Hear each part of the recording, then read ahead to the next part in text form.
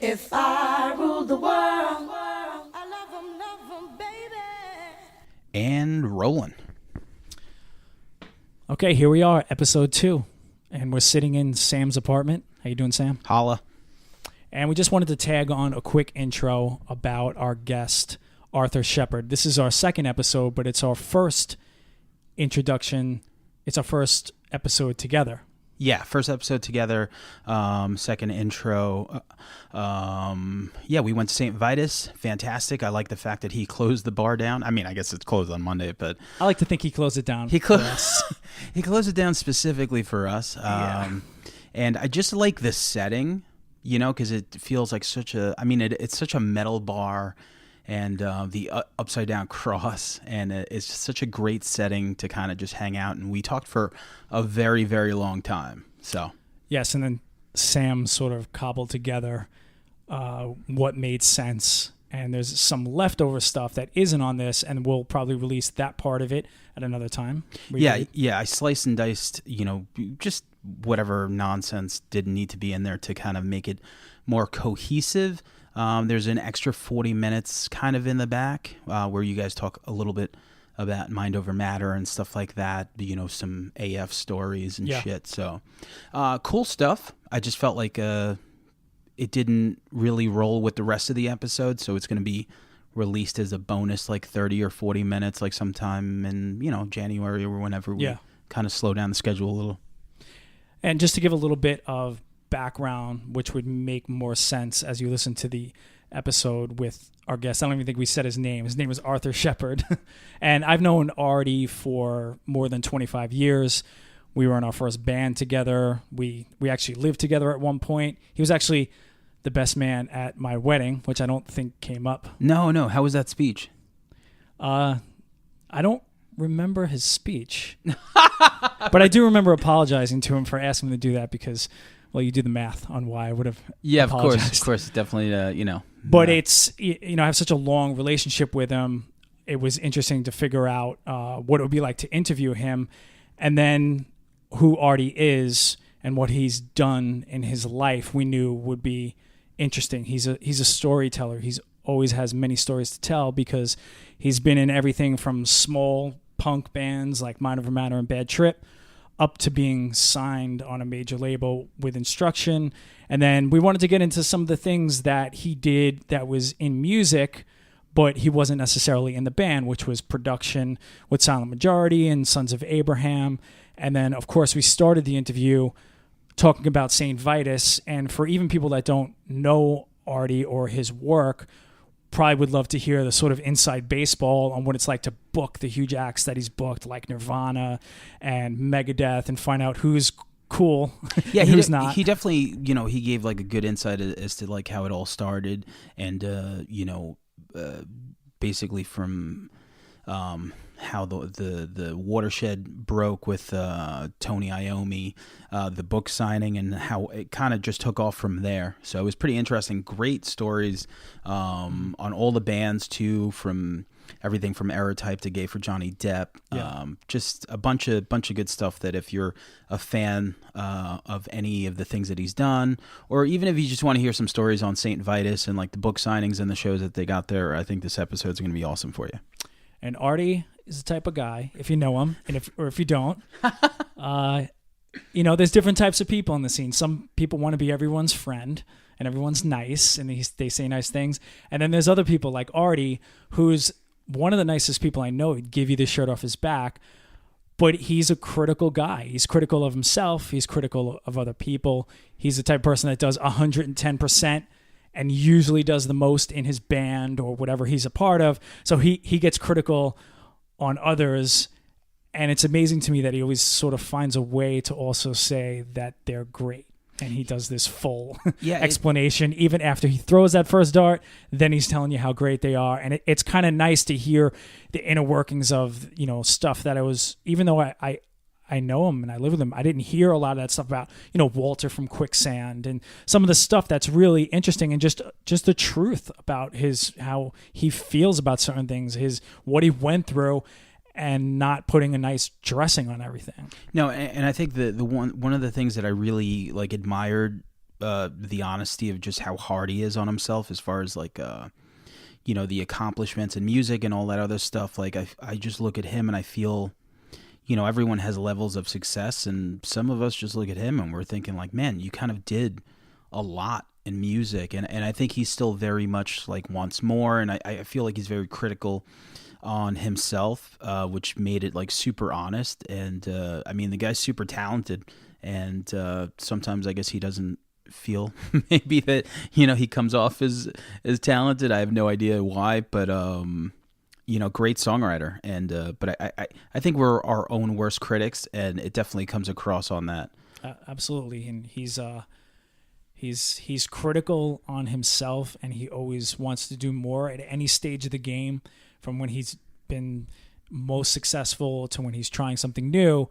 And it was fun for me to listen back and just have that feeling of your best friend hearing things that in a normal conversation, it just flew right past me because I'm just so used to the way he speaks. Then when I get to listen back, and even during the interview, and even hear you ask some questions, it was just nice to have that juxtaposition on a guest that I know, even if you didn't know who he is or you weren't close with him, you would thoroughly enjoy beginning to end all the things that he's done.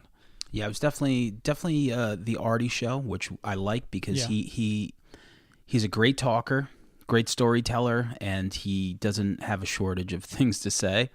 So he definitely spoke his piece on this. And the funny thing that I love that wasn't on air was like when we were walking up to the door, I had my rack unit for the podcast, and you had your what is that?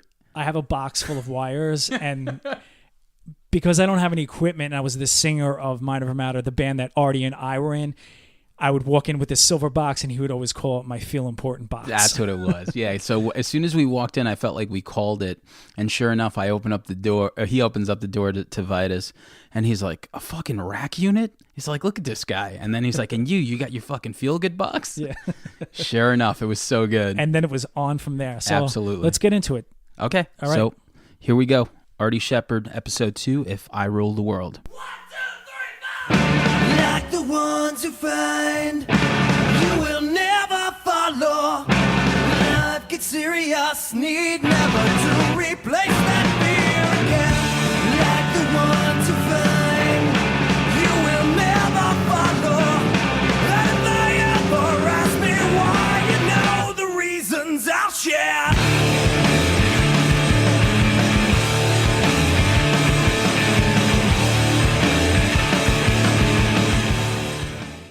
Arthur Shepherd, what's George going on, Reynolds. brother? I'm excited to do this. I've been listening to a crying baby for the past 2 hours, so this is So this is good. this for is you. good. Yeah, actually, she wasn't crying tonight. It was nice. I've had an interesting couple of days. So I'm just I had to fix a flat tire on Mercer Street in Manhattan that I had nothing to do with. That was fun. And while I was fixing the tire, I was on the phone with my dad because I was worried that I was fucking it up.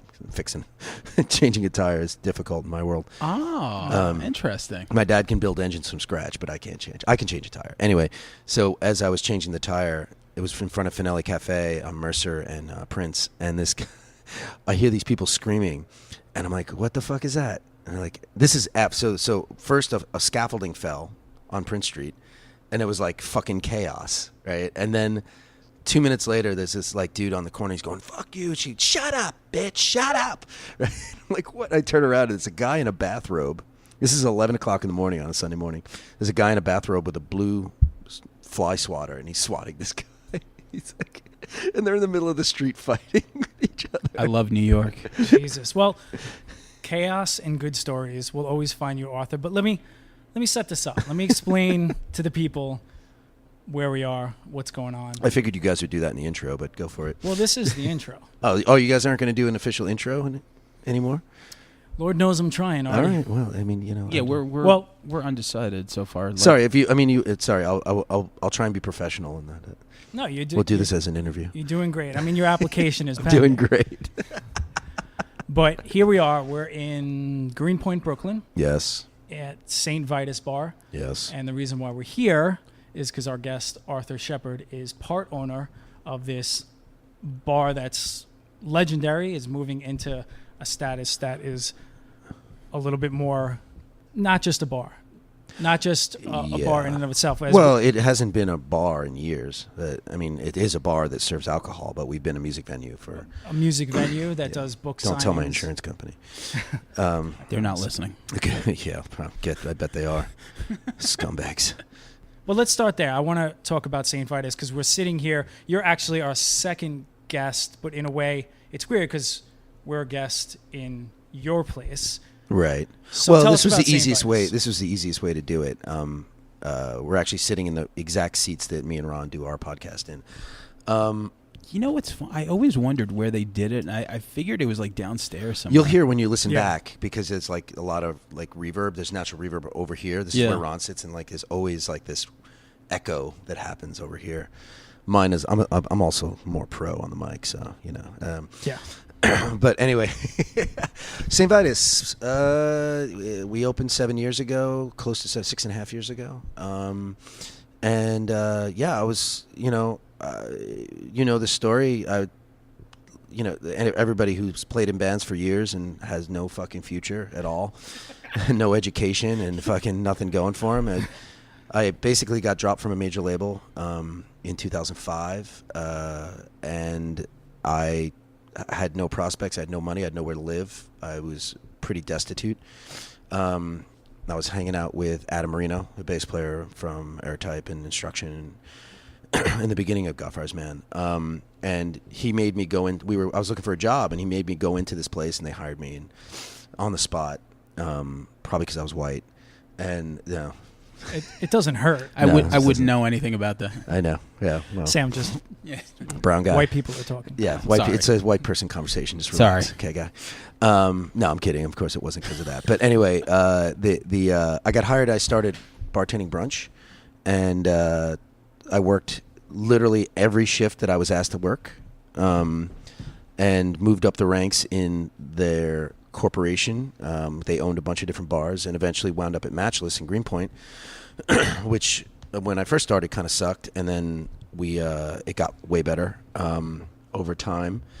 And eventually I met a guy named George Salitas, who was my work partner, my bartending partner at Matchless. We had a pretty good following called Star Tenders here in Brooklyn. That's a thing. I was far more well known as a bartender than for any band I ever played in, which was kind of fucking eye opening. You actually see a lot more people, honestly. I always told people who have like anybody who has shirt companies and shit like that, I'm like, don't give it to fucking bands, dude. Give it to fucking bartenders. I'm serious. In cool neighborhoods and busy places, like that's the way to do it. Bartending was always something that appealed to me because I like the hours. I'm such a fucking night owl. Yeah. Because like for the most part, I've been living a 9-to-5 life my whole life, but Right. I always look over at the bartender life, and I think. Oh yeah, no, I always got plenty of that. Like, you're so lucky. You're like, yeah, dude. Trust me, at 2:00 in the afternoon tomorrow, I'm not going to feel so lucky. But yeah, the money was really good. Whatever. Anyway, so I met George, and it kind of went from there. And Justin Skirty, and who obviously I already knew, he worked at Matchless on and off as well. And we found this space by accident, and we never intended on opening a music venue. That was not. I mean, this is the last thing on earth I wanted to fucking do. It was Being in a band, you know how you've been around music venues more than your average person or people who even open it, so you would understand how hard it is, the risks. Well, yeah, I mean, and how complicated it gets with the sheer amount of people that you have to deal with. So when you're booking shows, it's like you're not just booking a band, you're booking 5 dudes. Right. You know, it's like, it just complicates things. It's like I wasn't interested in it, but this space definitely lent itself to it. And so I went on tour. I came back. I went out with Give Johnny Depp, and I came back, and the original architect had built a stage, and the stage that he built sucked. And I was like, no, rip this shit out. Let's, and I got in touch with my friend Ray Martin, who produced the first Airtype 11 record.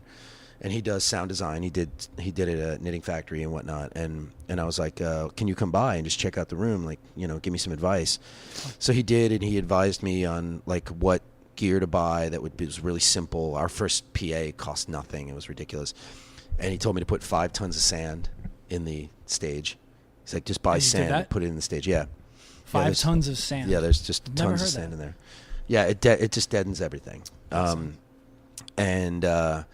then I went on tour again. I came back and lo and behold, this stage was built, and I got up on it, and I was like, I want to play here. This is cool. This is great. It was like just perfect. And so when we first opened, I had spoken to Dave Castillo about he's a singer of Primitive Weapons, my band, and he had done a really good job of Primitive Weapons starting out, like, you know, as far as getting us on shows and stuff like that. He seemed to know a lot of people. I was like, why don't you come on and book? But we're only going to book like 4 shows a month. Right. So it's not a real job. It's just like, you know, you'll make money off of it, whatever. And first show we had was Liturgy. And I mean, it was insane in here. It was just like a Looney Tunes. And it just, as soon as I heard a band playing there, I was like, this sounds great. Yeah. It was fantastic. So it was a good, probably, the reason we became a full-on venue was almost strictly financial. Basically, the first year we were open, a lot of people lived in this neighborhood, and then this neighborhood was like in the New York Times and all that shit, and the rents went through the roof, and everybody fucked off to Bushwick and Ridgewood and Bed-Stuy. And so we were kind of left with our dick in our hands, you know, no pun intended, in Louis C.K. And Heyo. and so so basically we were just like, you know, it became, I always use the analogy of being a clown dressed up, jumping up and down, going, come on down here, please. And that's what I equated becoming a venue, a full-time venue to, where it was like we had to like have attractions to have people come down here. And that's basically how it evolved. And then, you know, like Dave really stepped it up and started booking. Like he made a lot of good relationships with people, as did I. Already had a bunch of relationships with people. And so, yeah, it just kind of went from there. And then, you know, we just took a lot of risks. Like the Tony Iommi signing was the first like really big thing we ever did, where it was like I was looking on that internet thing, and I was like, yeah. So Tony Iommi's doing a signing on Long Island. He's doing a signing in the city, but he's not doing one in Brooklyn. Do you think we can get in touch with the publisher and get him to come do a signing here? And I sent that off to Dave, and Dave was like, yeah, I know the publisher. I was like, all right, cool. Within minutes, he's like, they're going to do it. Cool. 2:00 Thursday. It was like, I was like, what? Like, and like, it took a while for that to sink in. It was like, wait, Tony Iommi's going to be at fucking Saint Vitus, our shitty little bar. And that's part of what people might not understand. What we're talking about with Saint Vitus is that it's a smaller music venue, maybe 200 capacity. What's your capacity? Yeah, we don't talk about that, but Right, yeah, right. yeah, sure. Legally, but you know, just from the outside looking in, from doing things like book signings, you had Johnny Rotten, you had so many different types of things like that, but then also touring bands, and then of course there's the big story that everybody asks you about, which is Nirvana playing here. Right, yeah. And the Nirvana story's almost been overshadowed by Megadeth and shit at this point, because it's kind of far removed. But yeah, I mean, it's like basically like the Tony Iommi thing became our mantra, where it was like anything we thought we couldn't get, it was at that point it was like just ask. Mm-hmm. Just ask. Fuck it. What do we have to lose? That's the best way. That's like life. Right? That's like how like the podcast world works too. Yeah. Well, that's how everything the in life podcast world works. is everybody loves to talk about themselves, so everybody wants to do a fucking interview. You know, it's things like, become successful when you have no business doing it. It's like you have no business doing this thing. Let's do it. Yeah, exactly. Then, I mean, if you told me I would be a production manager, you know, 10 years ago, I would, what's a fucking production manager? But production manager's been what I've been doing my whole life. You know, it's just like, oh, wait, you can do that for a living? Like, who knew? Like, making sure the bands get on and off stage, make set times, signing contracts, sending deposits. Give me a fucking break. But, like, the Tony Iommi thing kind of launched, and then shortly after that, Dave got Carcass to play. And that was, like, the first, like, really major band that played here. Okay. And then it just kind of went from there, where, like, we started getting all these late-night shows, like Against Me, Saves the Day. We had Braid. We had, like, a lot of, like, sort of my world, you know, sort of early 2000s, late 90s, emo, post-hardcore shit. Got Quicksand to play, which was awesome. And it just rolled, man. It steamrolled. It's crazy. It just became the thing for people to do an underplay here. So an underplay is when a band that can sell out a lot bigger place plays a really small place. And And it just be like, for a lot of bands, it's like not attractive to them. Like, see, Metallica and Underplay is Webster Hall when they did that, which is why I was really surprised that Megadeth did this, because Vic and the Rattleheads. Vic and the Rattleheads, yeah. That show was incredible. Do you feel like the Tommy Iommi thing was like the Tony Iommi? Who's Tommy Iommi? Is that his weird brother? Do you feel like his brother who has fingers? Do you feel like the Tony Iommi? Do you feel like the Tony Iommi? Listen, I know Sabbath. Relax. I'll call you out, baby. No, you believe me. You're right. I don't know why I said Tommy. I was thinking something else. Do you think the Tony Iommi thing was like the watershed point, like where, like you guys made that right, and absolutely, it looks. I mean, it just felt like we could do anything. Yeah, it was mind-boggling when he showed up. It was like, just, I'm sitting there and like we took that picture that's back there, and the whole thing was like a dream. It's like he's my fucking hero. He wouldn't sign my guitar, but whatever. Did you ask? Yeah. Well, he pointed it out. Like we had an art exhibit going on that night with this guy. I forget his name. Christoph. He's incredible. He's a Romanian guy, and so we had this beautiful art display which worked perfectly with his shit. And then we took the candle, the prayer table, we put that up there, and then I put my left-handed Black SG over to the right on the stage, and we just built an altar basically and put the red candles on. It looks so fucking cool. And even at 2:00 in the afternoon, and like, so we're walking in the room, and I was like, he's like, oh, whose guitar is that? And I was like, oh, it's mine. And I was like, actually, Tommy. Hey, Tommy. Maybe that's why he didn't do it. I called him Tommy. Listen, it's Tony. You know what? On Long Island, they call it Tommy Iommi. You haven't been on Long Island in a while. I know I haven't. It's a Suffolk County thing. It's been a while. You've never been to Suffolk County. I've never been to Suffolk County, no. Except for that one party we played out east. Maybe Lindenhurst. Yeah, is about as Suffolk Lindenhurst is not. Yeah, that's not that. I barely consider that to be. What am I talking about? That was That's your fucking first Suffolk mistake. County. Yeah. Anyway, so I was like, actually, Tony, would you mind signing it? And his bodyguard goes, he's only signing the book, and he like just blanked me, and I was like, fucking kidding me, like And to be clear, so you were giving a list of people who would not sign your stuff that were here signing things, and Johnny Rotten was one of them. Well, he just gave me a hard time. I mean, he signed it, but I mean, he just like. He's giving everybody he wasn't giving his fans a hard time. He's actually really nice to his fans. He's really giving. He wanted to sign the books. He wanted. Well, that's the whole point. That's the whole Public point. Image The thing is like when you do the book signings, when you take a picture and you sign like a bunch of shit, it winds up taking 3 hours. And these guys always are like, oh, I don't want to do like this long. Like Bruce Dickinson, swear to God, speed writer. I've never seen anybody go through books that fast. It was incredible. But Johnny Rotten's like writing a story in the fucking thing. It's like. He's like taking a picture, and I had to announce that there were no pictures, and then the next thing, because he was like complaining to his bodyguard Rambo. He's like, how long is this going to take? And I could hear him saying it, and I'm like, I turned to Rambo. I'm like, dude, if we stop the pictures, then it'll go a lot quicker. I was like, I know, because he just flew in 12 hours from like Indonesia or some shit. I don't fucking know. And I think Indonesia is a longer flight than that, but anyway. Right. So I'm just like, yeah. If we did, so I go and I announce it, and then the next person that walks up, literally gives the camera to Rambo, his bodyguard, okay, and goes, hey Rambo, can you take the picture of me and Johnny?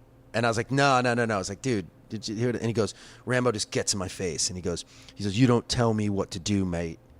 He's like, he's shorter than me, believe it or not. And I was thinking Rambo was like a big dude, and no, he's a scary dude though. He's okay. like, I think he was in like the Air Force, and then he was a football hooligan. Like if you read John Lydon's books, he's a scary character. How many of his teeth does he still have? Oh, amazing! Well, dude, he's got money, so Okay. anybody with money has lots of nice teeth. I just needed to He ask does for not the have fans. nice teeth. What's that? He doesn't?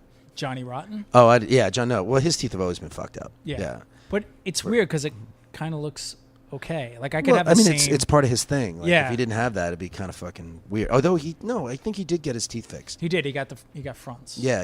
Yeah, But for a while, his name's not Johnny Fresh. You got grills. That's how he got the name Johnny Rotten, because of his rotten. His teeth. rotten teeth. Yeah. So yeah, Allegedly. like that was Alleged. one, that was one shitty story. That like I thought the guy was gonna beat me up. Like I was sitting there, I was all over fucking taking pictures, and I was like, this is so dumb. You have a dumb colored stripe in your hair, you're dumb. I don't care. Like you're 75,000 years old. I don't get it. Now, That's not punk rock. It never was. Are book signings like usually like a fun thing or like a pain in the ass? Like what really goes into a book signing? I love them because they're quiet. They're just quiet, yeah. And you could just get them out of the way early in the day, and then Yeah. you do your show. Yeah, and we work with the local bookstore that I really like, The Word, which it's always nice to work with another local business. And yeah, it's cool, man. Like, it's just a cool. I think it's a cool thing to do. It's like a different thing. Like, you know, a lot of guys will come in here and be like, "This is a bar? I'm doing a book signing at a bar." And you know, and we have different levels of people. Like Tony Iommi had like serious security. Yeah. John Lydon had Rambo. I'm trying to look at the books behind it. Bruce had nobody. That's awesome. He would be somebody I would be starstruck over. Carrie Yeah, I think he Carrie would Brown. be. Is it Carrie Brownstein or Stein? I don't know. Carrie Brownstein from Portlandia and Sleater-Kinney. Sleater-Kinney, yeah. Shit. Like, so she was interviewed by Questlove, and Questlove Oh wow. Questlove rolls in here, and he's just like, I see him standing there, and I'm like, I run up, I'm like, oh hey man, I'm Artie, you know, one of the owners here, and he's like, am I in the right place?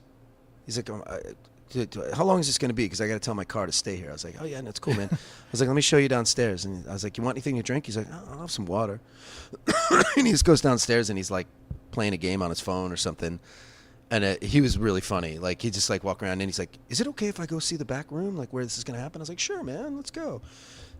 But Carrie, like there was so much worship going on for her in the room. It was like all women. It was the most women we've ever had in this building. It was incredible. And like she got off stage and I was supposed to like get her straight out to the car, and she was talking to all the fans, like everybody. It was really nice. It was really sweet. Like a lot of hugging, and just like I was very impressed by the amount of time that she was willing to put into the whole thing. It was really super You probably cool. see more of what people are made of when they're in that position, Yeah. book signing. They can't hide behind music and a band and kicking into the next song and being rushed on and off. They're there. It's 2 Well, o'clock also in the like afternoon. one of the cool things about this place is that there's no, you have to walk through the crowd to get to the stage. Right. So, you know, like when somebody like Bruce Dickinson walks through the crowd, or, you know, or John Lydon, or, you know, even Megadeth, getting them on stage is really hard. Like, but like the people feel there's a different vibe about something like that when the guys are like right there. Right. You know, and I usually just have one security guy with a flashlight. They say, excuse me, and like there's no like barrier. Zach Wilde had like fucking 15 Black Label Society fucking Jackets. jerk off guys Yeah. fucking following him. But like, yeah, so, I got some guys for tonight. Yeah, whatever. It is. I don't think that guy even knew where he was. It is a funny dynamic though, like to walk up to the stage. You know, like there is no back, so you just go right through there. Yeah, So I mean, I love that. But it's something like when I deal with the big bands that play here, the first thing I write is like, let's negotiate expectations. And then I got that from Greg Collins, by the way, from Radio 4. And then the next thing I say is like, oh, like they'll see like the backstage is a working basement, and you have to walk through the crowd.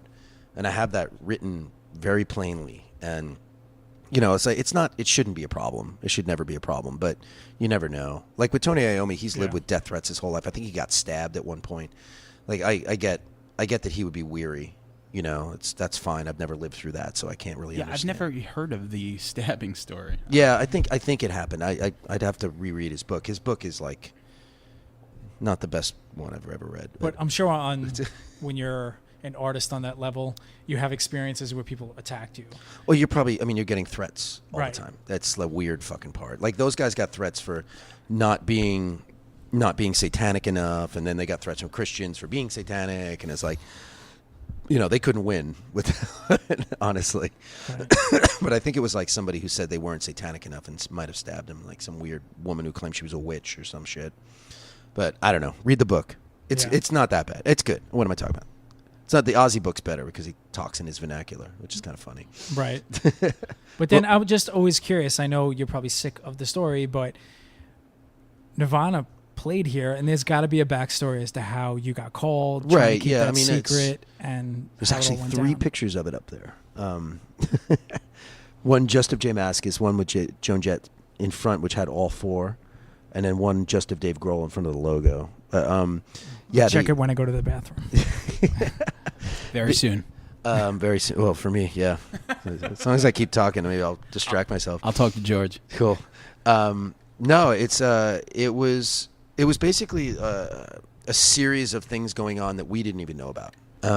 So anyway, the Nirvana thing, basically, there was a guy named Jim Rhoda who is part of Dave Grohl's production company, and he played in a band called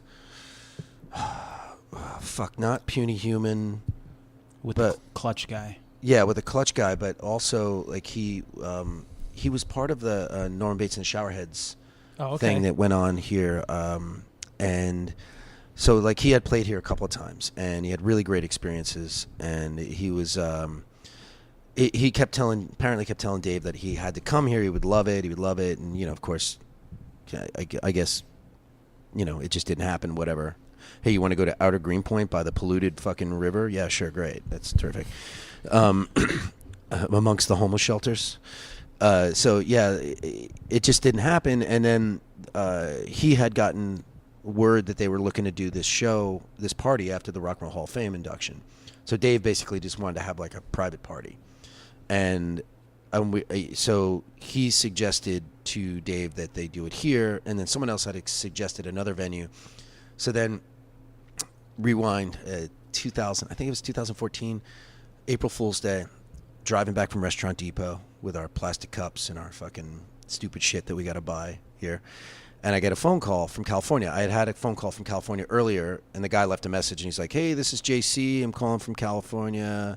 I'm calling from LA. Doesn't say, like, what he's calling for. He's like, just give me a call back. I was like, I don't know who the fuck this guy is. I'm going to call him back. And then calls again. I see the same number as I'm driving down Union, and I'm just like, oh, it's the same fucking number. I'm like, I'm not going to pick it up. And he leaves a message, and right at that moment, I get a text message from my friend Denise, who comes to all his shows here, and she works for Dave Grohl's production company as well. And she was like, dude, if you get a call from California, answer your fucking phone. So that at that moment, I pick up the phone and I listen. We were sitting and I played it through the system in the car, and it was like, hey, this is JC from Dave Grohl's office, and blah blah blah. And I was like, George is in the passenger seat. He's like, fucking pull over now. And I just pulled over. And I called him back, and he was like, I still thought he was joking. It was really funny. April Fool's Day. Like, that's it was really weird. Fucking weird. It was weird. And I wonder how little business gets transacted on April Fool's. I know, right? Yeah. Really affecting. Yeah, it was fucking totally weird. And so we talked, and I still was kind of skeptical. And then Dave had spoken to Foo Fighters booking agency agent at like around the same time, and we talked, and we were just like, holy shit, this is real. And from that point on, the three of us were the only people who really knew. And it was probably a week later that the show happened, and we told our whole staff to show up at 10 o'clock at night. It's like, mandatory, you have to be here. And they all showed up, and we were just like, okay, Nirvana's playing, guys. At that point, I think most of them probably knew.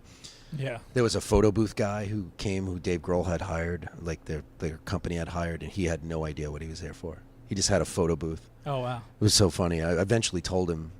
But yeah, it was really cool, like really easy people. They showed up 2 hours late. It was fucking kind of a shit show in that respect. But like Courtney Love was here, and but the first people who showed up were Butch Vig and Gibby Haynes.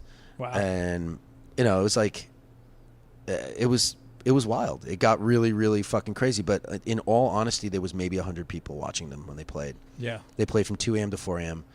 The set list was awesome. Joan Jett was awesome. It was great because I walked in the back, and somebody introduced me to Dave, and he was like, and Dave was just like, hey man, thanks so much for having us. I was like, yeah, no problem. Okay, dude. And he's like, oh, did you ever see Nirvana play? I was like, nah, I think I stood outside one of your shows once, but I never saw you play. And I was like, but I'm excited for tonight. It's cool. And then somebody called him away to go like hit a snare drum or something. And but it was very, I'll say that like it took a couple of years off my life. Keeping the secret, Yeah. The reason that we kept it as such a tight secret is A, because it was a fucking private party, but B, because we had the Descendents and Hot Water Music here the year before, and it was horrible. Like it was 2,000 people online, and we were really worried about getting closed down. So we were worried if like word got out that Nirvana was playing, that like 1,000 people would show up at 2 o'clock in the morning, and what the fuck are we supposed to do then? So I remember that because like it was Riot Fest, right? Yeah. And I think it like poured or some shit. It was like almost like a fucking hailstorm. It was crazy, like big wind, hurricane style. But it only lasted like 10 minutes. But because of AEG's insurance situation, they just canceled the whole fucking thing. So at that point, unbeknownst, at that point, Justin Skirty was backstage, and he texted me like, "Hey, why don't you have Hot Water play?" And I was like, "Sure." So I texted Jason. Jason called me immediately. He's like, "Yeah, dude, let's do it." Totally. And then he's like, wait, hold on. And there was a bunch of things going on that I didn't know about that involved the Descendents and that them playing here. But then the way I found out was Jason was like, hold on. And he's like, I hear somebody in the background. He's like, hey, you want the Descendents to play too? And I was like, sure, man, whatever. Cool. Like, I'm not the biggest fan. So like, I was like, yeah, great. I'd rather have Hot Water, but it's cool. And I mean, obviously I didn't say that. Yeah. It's like, sure, it'll be fun. But, like the limitations of this place, I didn't know what to expect. And that was, again, I was bartending that night. And that night we rang what we would ring in a week. Yeah. And me and George were bartending. I was dealing with the show. We were just unprepared. Security wasn't here yet. There was nothing. It was 6:30 in the afternoon. It was a fucking nightmare. Yeah. We ran out of almost everything by like 11. But like the worst part was all these, like basically Riot Fest tweeted that the show moved to 4,000 people that were at the show.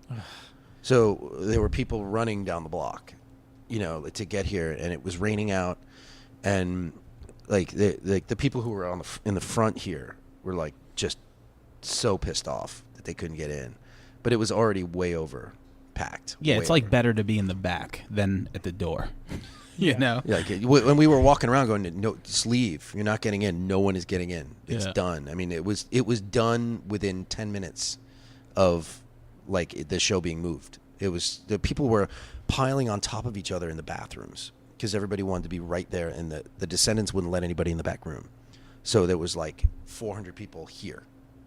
It was so uncomfortable and so ridiculous. But I mean, for a lot of the kids that came, it was like the best night of their life. So Yeah, it was cool. it's funny Yeah. when I hear you describe this. I've known you for so many years that any other situation you would ever describe this would be a good story. We'd be saying we're at the show and all these crazy things happen. But when you're the owner, Yeah, the it's a logistics completely of it. everything is a nightmare. It's you've been around bands your whole life, and now you're the man. Yeah, yeah, exactly. It was, but it was. I mean, we pulled it off, and again, that was another stepping stone. I forgot Absolutely. about that show. Yeah, I think that was before Carcass. Actually, it was.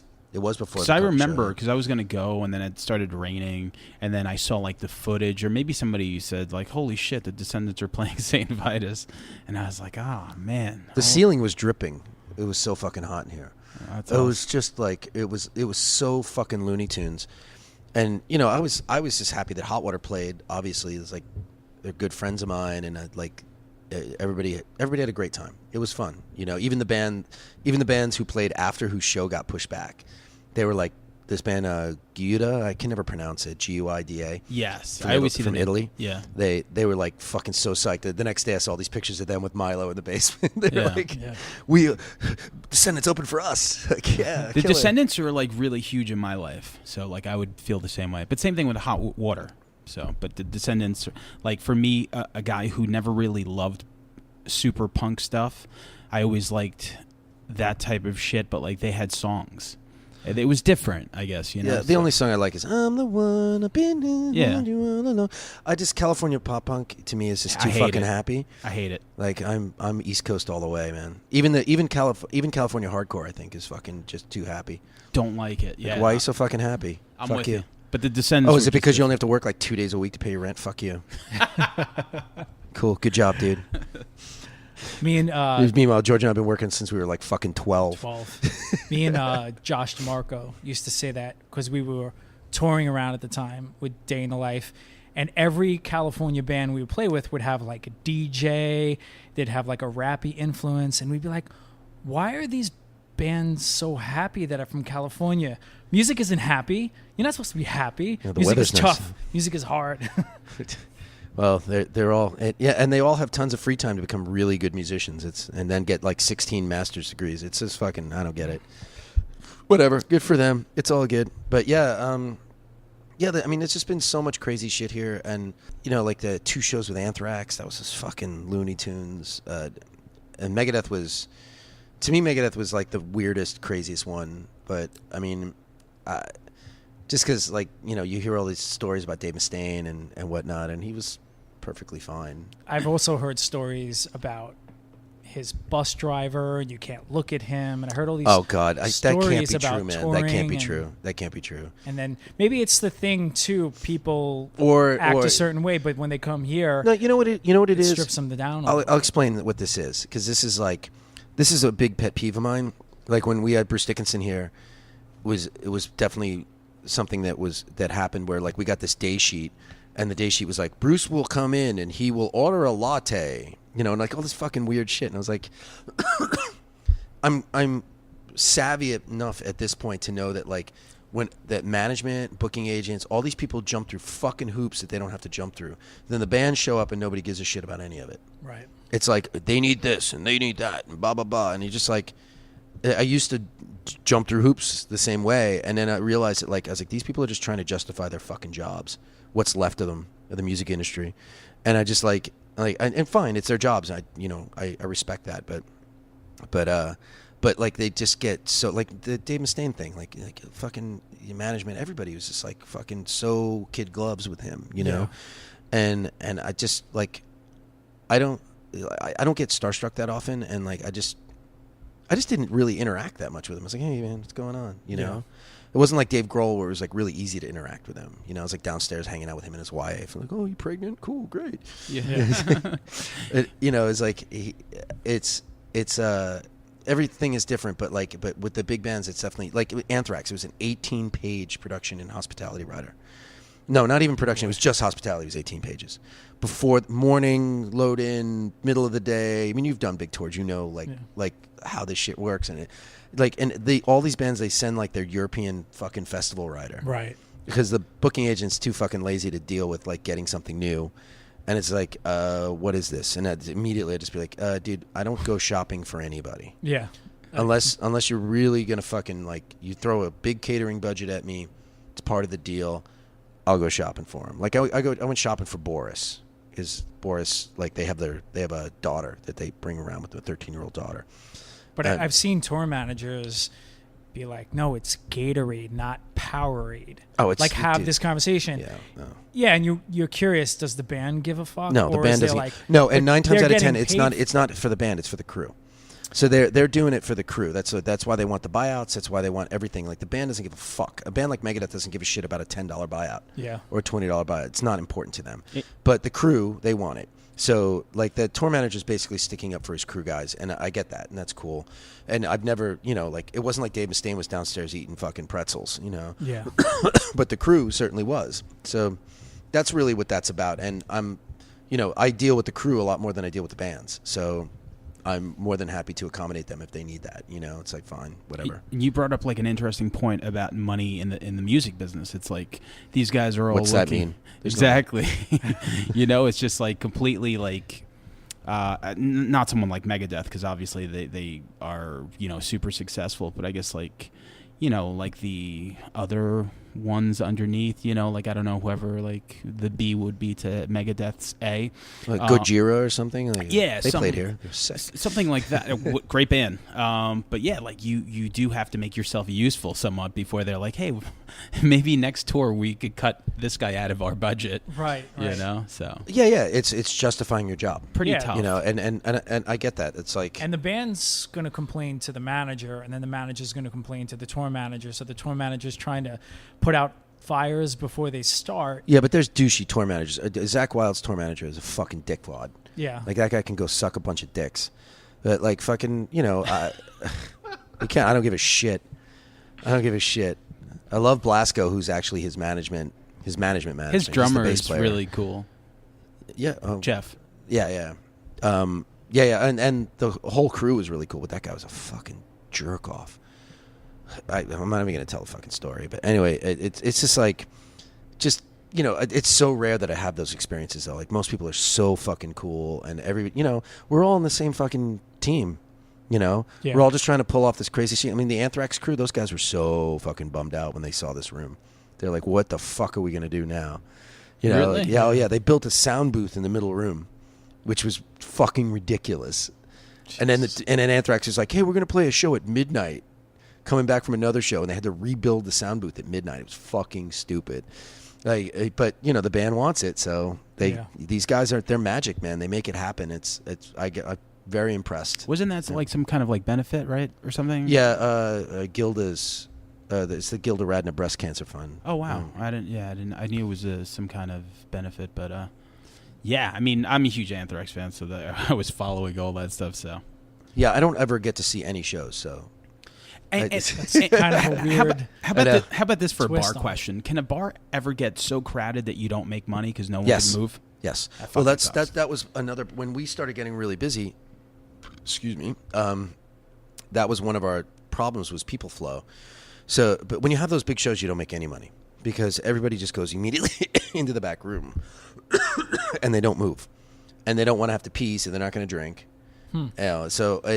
But like for regular shows, you know, in between bands, people come out, and we pull all the stools, we pull all the chairs, we pull everything, the tables, everything, so that there's just more room to move, and it doesn't encourage people to camp out at the bar, Right. Because like that, then they just get in the way, and that's how fistfights start and all that other shit. Yeah. So yeah, that's Saint Vitus in a nutshell. All right. A lot of agita. No, I love it, man. Like, and you know, just to cap it off, it's just kind of like. I'm so proud of the run that we've had. Like it's pretty incredible when you meet people all around the world who know who your place is, and you've been able to pull off these events that like are seemingly impossible. And also like, you know, there was a bunch of kids from Canada here on Saturday, and it's like, this is the new CBGBs. I mean, like everybody knows everything that goes on here, and I'm just like, not even an exaggeration. It really is. It really is. Yeah, I mean, it's hard for us to sort of fathom that because like we're, you know, especially when I was still bartending regularly, I was just like, we're the new what? Like I'm fucking. But it's. I gotta fucking serve fucking drinks to people. Like, you know what I mean? Like, it doesn't have to be a perfect analogy. Like we all have been to CB, so I think people that have been there will be like, "Wait, that doesn't make any sense." But it really is a compliment. It's a way to of take course the it compliment, is. Oh my god! especially the state of music and playing in clubs and a circuit to play, and what you do and the type of club that you are. No, absolutely, man. I mean, you know, it's like for anybody who runs a venue, it's like you have to sacrifice a lot to impress the bands, the booking agents, the management, and that shit spreads like wildfire. When somebody comes and has a great experience, and that's been from the very beginning, it's always been the thing that I was most focused on, was like, I just wanted people to walk out of here going, that was the best fucking night I've ever had. And I would say the Descendents show was, I heard that so many times at that show, and I couldn't believe that people were remotely happy about that show because it looked miserable. Like I knew if I was in that room, I'd be so fucking angry. But that kind of showed me, it was like this, the potential for this is here. Yeah. And that people really, they just want they want a great live experience. They want that intimate contact. They don't want bouncers in their faces and all this bullshit. They don't want the separation. And you know, like, and credit to bands like Megadeth and fucking Anthrax and some of like these bigger, like fucking big bands that roll in here and just like, I mean, Nirvana was different because Nirvana comes from a punk background. I didn't expect that to be difficult at all, honestly. Yeah. And they acted exactly the way I thought they were going to act. Like, they're just like, fuck it, man. We're here. Who gives a shit? But like, you know, for like bona fide, like quote unquote difficult rock star bands, like they just got up there. No security. No one fucking stage dive. No one. Hear that, insurance company? No one stage dive. Even Lorde was here. She was not. Oh, she wasn't? She was not. Oh, she had to go play the big day out in Australia, so she flew back to Australia. She was replaced by the guy from Deer Tick and Jay Mascis. Okay. And maybe I was thinking of I mean, Saint and Vincent. no offense to Lord, I'll take fucking Jay Mascis. Jay Mascis playing the Nirvana songs was fucking magic. Yeah. I had like the correlation of Dinosaur Jr.'s influence upon the grunge scene really didn't sink into me. I mean, I know their influence on the shoegaze scene, but like the grunge scene, him singing those songs and fucking playing the solos, I was like, holy shit. Yeah. I totally got it. It was, I mean, he couldn't have been more of a perfect person to do it, honestly. You know, and I mean, Kim was great, and everybody was fucking great. It was just Saint Vincent was awesome. She's sick. Yeah, Like, definitely. I mean, it was just like, I don't know. Yeah. Again, like I felt like I only went it. The only song I watched was "Drain You." Oh, And Jay Mascis did that. You remember that was like my favorite song. On that yeah. record. Probably. You actually yeah. made a mixtape. Did I? With, yeah, and What's that? for me. We And were that so was- in love, George. No, wait, no. Actually, on a plane. Oh, on a Was plane, yeah. yeah, was on there. But it's weird because Nirvana can do anything that they wanted to do after the Rock and Roll Hall of Fame, and they came here. I mean, Yeah, but That's incredible. but Dave knows the power of doing that shit, of doing those small venues. I mean, he played a pizza place in California and shit like that. Like those guys they did that shit all the time. So I got it. I did have to fight a little to get it, but it was like, and it almost didn't happen because of insurance situations, William Morris and all this shit. I mean, it was like, I wrote like this heartfelt email to all like the big wigs at William Morris. I was like, guys, nothing's going to happen. Everybody's 50 years old that's coming to this thing. Yeah. Everybody's 60 years old that's coming to this thing. And in walks Dave Grohl with his pregnant wife and his mom. It's like, this is not going to be a problem. I don't think people understand how much insurance companies rule this whole Oh, it's everything. business. It's everything. everything. It's a huge expense. And it's a bunch of people just have to check boxes. And then they don't cover anything anyway. Yeah, It's and at like, the end of the it's day, all litigation at the end of the day. It's fucking ridiculous. it's really not going to cover you. But Not litigation, negotiation. But yeah, I mean, it's... it's changed music. It's changed how people tour. It's changed how expensive it is. Well, we And- all know the original incident that caused a lot of that. L'Amour's Life of Agony. Oh yeah, that's I mean, right. that was, the family sued the band, they sued Roadrunner, they sued L'Amour's. I mean, it was a huge game changer for everybody. I mean, before, you remember going to Sundance, it was a fucking free-for-all. It's fucking crazy. Like, the amount of times I fell on my neck and my head when I was stage diving, I mean, Yeah. it wasn't that many times because I was a big pussy and I didn't really want to fucking break anything, but I was just kind of standing in the back. It was and going, enough. Yeah, it was enough. Yeah, it was enough risk taking in my life in that respect. But yeah, man, I don't know. It does play. People don't understand any of when people complain about the percentages on say like the fees on a Yeah. fucking ticket. Like, they don't understand that the venue kind of takes some of that too. Right. And they'll take it for certain expenses that like, when you look at a real venue like a Bowery venue or AEG venue, and you look at the breakdown, they have percentages of insurance written into the contract where it's like, okay, so this is part of the guarantee. This is like the most nuancy shit, stuff that we don't even think about. Yeah. Like we just lose that money. It's like, it just comes out of our fucking expenses. Whereas, like, in places like that, the bands are part of the deal. They're actually paying for it. Right. They're paying for the part of the insurance, and it's like, nobody understands. And the reason that shit has happened is because of the amount of people who sue places that have shows Right. for whatever reason. It's like, and it's definitely not. It sucks. It sucks, and I'm surprised it never happened to CBs or any of that shit like that. It's like, it's the number one reason places get closed down.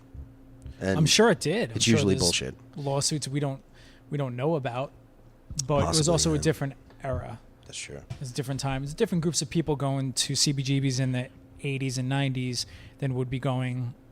Well, it was to- all Japanese tourists towards the end there. Yeah.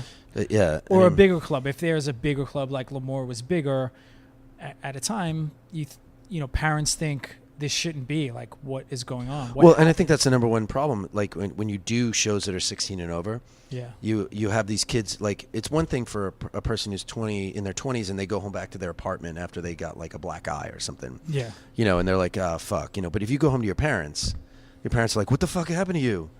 You got to go to Right. the hospital and like blah blah blah. And then like, they're the ones who overreact to the whole situation. And it's, I don't know. It's never easy. And again, like, people don't understand, promoters, owners, all these people, like the risk that is taken, and you're really not making that much money. So if you think we're rich, go fuck yourself. All right, I think we've come full circle with Saint Vitus. Yes. Yeah, I mean, one more thing on Saint Vitus, like, how influential was the actual band in the title? It wasn't. I mean, it was. There's a magazine back there. You see, see that green Saint Vitus patch? Yep. It's up there, and there's a magazine underneath it. So somebody had given George and I working at Match, so someone gave us that magazine. It has it's from 1985 or something. It has Dio on the cover, and we were sitting there, and we had already decided we were going to take this place, and we were coming up with names. So let's pick a name. So I was like, how about a band name or an album name or a song name? Maybe that'd be cool. Something that says this is a rock club and nothing else. You know what I mean? And I go, okay, I'm going to open up a page, and the first thing I point to is what we're going to call the place. And I opened it up, and it was a review of Born to Lose, that purple record right there. And that's what I pointed to without even looking to it. And I said, what about Saint Vitus? And he goes, that sounds pretty cool. I was like, all right. And that was pretty much how it happened, and then I thought about it. I was like, oh, it's a Sabbath song. It's a Bauhaus song. It's basically the idea, we wanted to recreate a Byzantine church. That was the original idea, or like a Limelight, something like that. And of course, we didn't have that kind of money. Yeah. But you should have seen this place before it was built. And so we tried our best. I found the stained glass at a antique fair and whatnot. And it was, and plus the cathedral, Saint Vitus in Prague, I'd been to, and it's fucking incredible. So it was just a combination of things, and it was like, well, nobody's gonna mistake us for being, a dude bro bar or some shit, or a sports bar with the name Saint Vitus. So that was, definitely not. So, all right, yeah. Good question, Sam. You're flowing, you're improv, and I like it. I never write questions down. So this is your bio. Yeah. Artie's looking at my notes. Jesus Christ, this is gonna be a really long interview. We had a spreadsheet in the car. Sick. I love it, man. Pointer. I'm into it. Me and Sam have a Google Keep account where we actually write notes to each other. Oh yeah. Wow. Brand new. Yeah, we're embracing the 2017 technology. Don't say brand new. Oh, okay. Too soon. Brand old. Brand old. So, all right, yeah. I mean, if you want to, I know we were talking about Nirvana, and the influence of Nevermind was so fucking huge. But I also think for someone, when did you move to the area, Manhattan? I moved after World's Fest. After I joined World's Fest's car, so it was 1995. Okay. Yeah. Yeah, because I was thinking everyone remembers Nevermind, but to me, I think Slip by Quicksand probably just as influential for our circle. I would say musically, yes, but the it was more. I mean, and this is something that George and I lived through. When Nevermind hit, we saw the cultural shift very quickly. Yeah. And nothing was more fucking apparent to me than the 7-inch release at the Angle for our first record. Yeah. And 400 kids showed up, and we were like, what the? We had never played for more than 20 people, maybe, and it was always the same 20 people. It was Tyler King, Jim Conboy, a couple of George's whatever friends. band was playing then becomes the audience for your band, right? And you just keep switching around and around. Hey, and it's still that way for some of us. For some of us, members not of the all elite. I don't know. So disciplinary action. Elite, DA. neglect. Yeah, totally. It was neglect, whatever. But it was just kind of funny. When Artie found the Angle, and the first show was actually Nut Job and Silent Majority, and then our show was the second show. But they didn't really publicize the Nut Job show as much as they did ours. They made little cards, which I still have one. Right. But to flesh this out a little bit, you're talking about early 90s. Oh shit, sorry. Yeah. You and I had a band together, and we... should we tell people about that? That we were in a band together? Yeah, we were in a band together for many years. You guys know It's each not other? a secret, No. but there was we would play on Long Island. It was a very small scene. There did seem to be a change. And there was a club in Mineola where I feel like they had alternative nights. It was alternative night. Yeah. We started to play. Things changed. I think what Sam was bringing up about Nevermind, and you were talking about that change. But we were talking about on the ride here a little bit about Quicksand And, and that, like, so if we shrink the circle a little bit to like our group, and what was our Nirvana, what was our Quicksand, definitely, you know, down. Sergeant Pepper, what Hands was down. it was like Burn, Quicksand, Bad Brains, you know, Burn, Quicksand, Born Against. Yeah. I mean, I would never quote Bad Brains as an influence on me in any way, but not that I didn't love them, but it just wasn't something like, I don't play that style. I've never played that style, but definitely Burn was huge. Burn was, I mean, they played this progressive style. I don't really consider it hardcore, because we were considered progressive hardcore, which is a fucking dumb thing to say, because once you're progressive, you're not hardcore anymore. You're a different genre. You might have been the only one who said progressive hardcore. I mean, well, because I was ripping off Yes songs, but we definitely were. I mean, it was just different. It was a progression beyond the standard of what you knew hardcore was, you know. And I feel, you know, just to preface this a bit, like when George and I were in Mind Over Matter together for a year before we knew each other's last names, it was like, seriously, like, I mean, it was very separated in a lot of ways. Like, me and Scott and Ed were friends, and him and John were friends, and so it was like very, you know, and then there were all the peripheral people, the Artie Phillies and the Mike Richardsons and the because Eddie Reyes was in the he was on the first 7-inch. Yeah, how that, like, I mean, now that guy's a podcast right there, because like that guy, like, just the amount of bands that he's been in from Long Island, like, he's touched every Long Island. I mean, that's fascinating shit, man. We're OG throwing Eddie out. Yeah.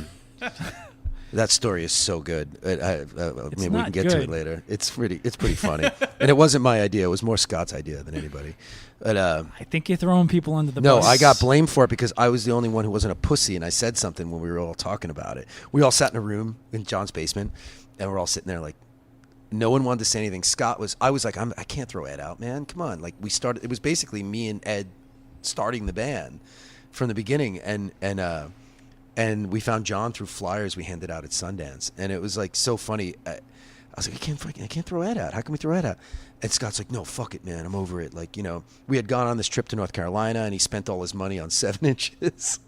He didn't have any money for gas or tolls on the way back up, so everybody was pissed off about it. And then it had gotten to a point where we had started writing stuff that he literally would just not play. We actually played a show at Wetlands where he sat on the side of the stage and didn't play a song. And because he just didn't like the song?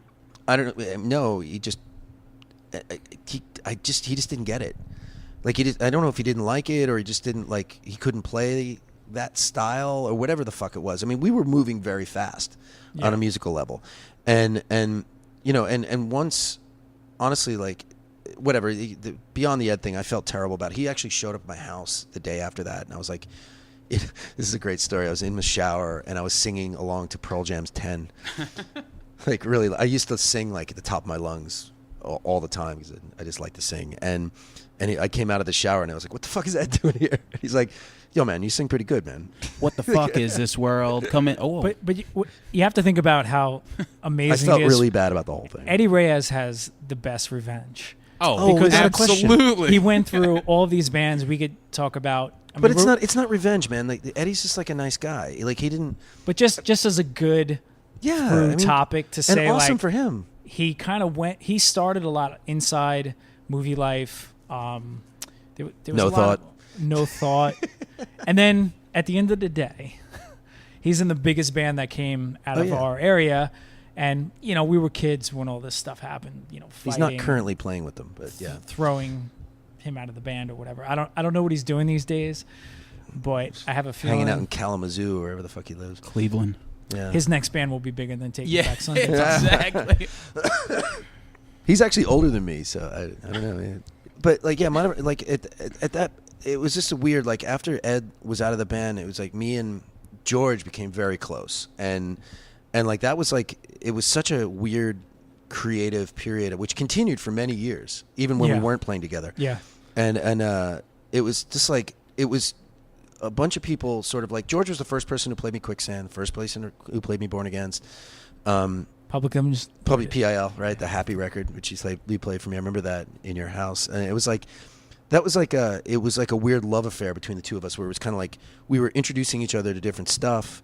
and then Jane's Addiction was just the biggest one for us, you know, like, but we still had all the hardcore stuff going on. But I feel like we were both past that at that point. Like, a lot of us were. It was like, you know, like we were there, we did that, you know, cool, sick of it all, and you know, whatever. I was at the record release. It was great. You know, like these bands just didn't. They didn't like it. Just didn't move me. And I also came from a different background. I was very metal and very into and very, very into progressive rock and 70s rock, and really approached guitar that way. And so it was like the influences that we were bringing to each other was fucking incredible. And like it was just like that band. One thing I was thinking about before I came here was that like I felt like at the time I didn't feel like the band had gotten cut short, but I definitely feel like it got cut short now. When I listen to Auto and I'm like, we could have done better after this. We could have kept going because we had hit on something that hadn't really been done before. And we, you know, like we just didn't, like my decision to leave revolved around so many factors of, first, Scott couldn't tour because he was in school. He could only do in the summertime, which was like, just felt like we were shorting ourselves a bit. Okay. And being able to do things. And then of course the singer of your favorite band, Walter, calls you. Yeah, Wally calling me at my girlfriend's house. Yeah, I mean that was like, so, you know, for people who don't know, it's George and I, again, we played in a band called Minor Matter. Some thought by some people as to be the seminal Long Island hardcore band, or a seminal Long Island hardcore band. Yeah, after we put out our record Audio Manipulation, or even I think it was before the record came out, I got a phone call from the singer of Quicksand, Walter Schreifels, my favorite band at the time. Actually, all of our favorite bands at the time. How was Like that Paul connection, McCartney though, by the calling you. way? Because how did you... Well, we opened for them a bunch of times. Okay. Yeah, like Wetlands and shit like that. We played with them a bunch of times. In Germany, Oh, right, the show in Germany. Well, the show with Tom Capone threw Artie Philly down the steps. that would be the show. Like, for real, for real? Oh, man, this is For great. real. So we're playing a place called Coney Island in Leipzig. Forgot about And Minor Matter and Bad Trip were playing together, so I was doing double duty for that tour was 8 weeks long. It was fucking insane. It was, for me, it was 8 weeks long. For you guys, it was 4, I think. Yeah. And oh my God, there's so many great stories from that fucking tour. Anyway, Stick with the ones that. sorry, it's just so Tom many. Capone. Yeah, so Tom Capone, aka Chippy, my years later bandmate. So basically, Artie Philly, he did a crowd ride and he almost hit Walter's microphone. And Walter did like one of those like sidestep moves that he does so well, and the microphone kind of moved a little bit, and then Artie fell on the stage, and the roadie came out and grabbed him by the throat and dragged him to so we're all standing on the side of the stage watching the show. And there's like these steps and stuff, and we're watching, and we see an Artie being dragged, and then Tom stops playing guitar and starts kicking and punching him. I'm not kidding. It was fucking insane. And then the guy just like threw him down the steps, and like he landed at our feet. We were like, and we all were kind of like bummed out. It was like, yeah, We were bummed out, but I was like, I still want to watch this. I know. I turned around and left, but it was. Like, I still have the poster from that show in my house. I mean, did he pop back up and was like, all right, next song? Like, well, how did Artie take it? He was pretty. I mean, if he was really pissed, he would have gone and like punched Tom in the face. You know, but like, I think he was just in shock.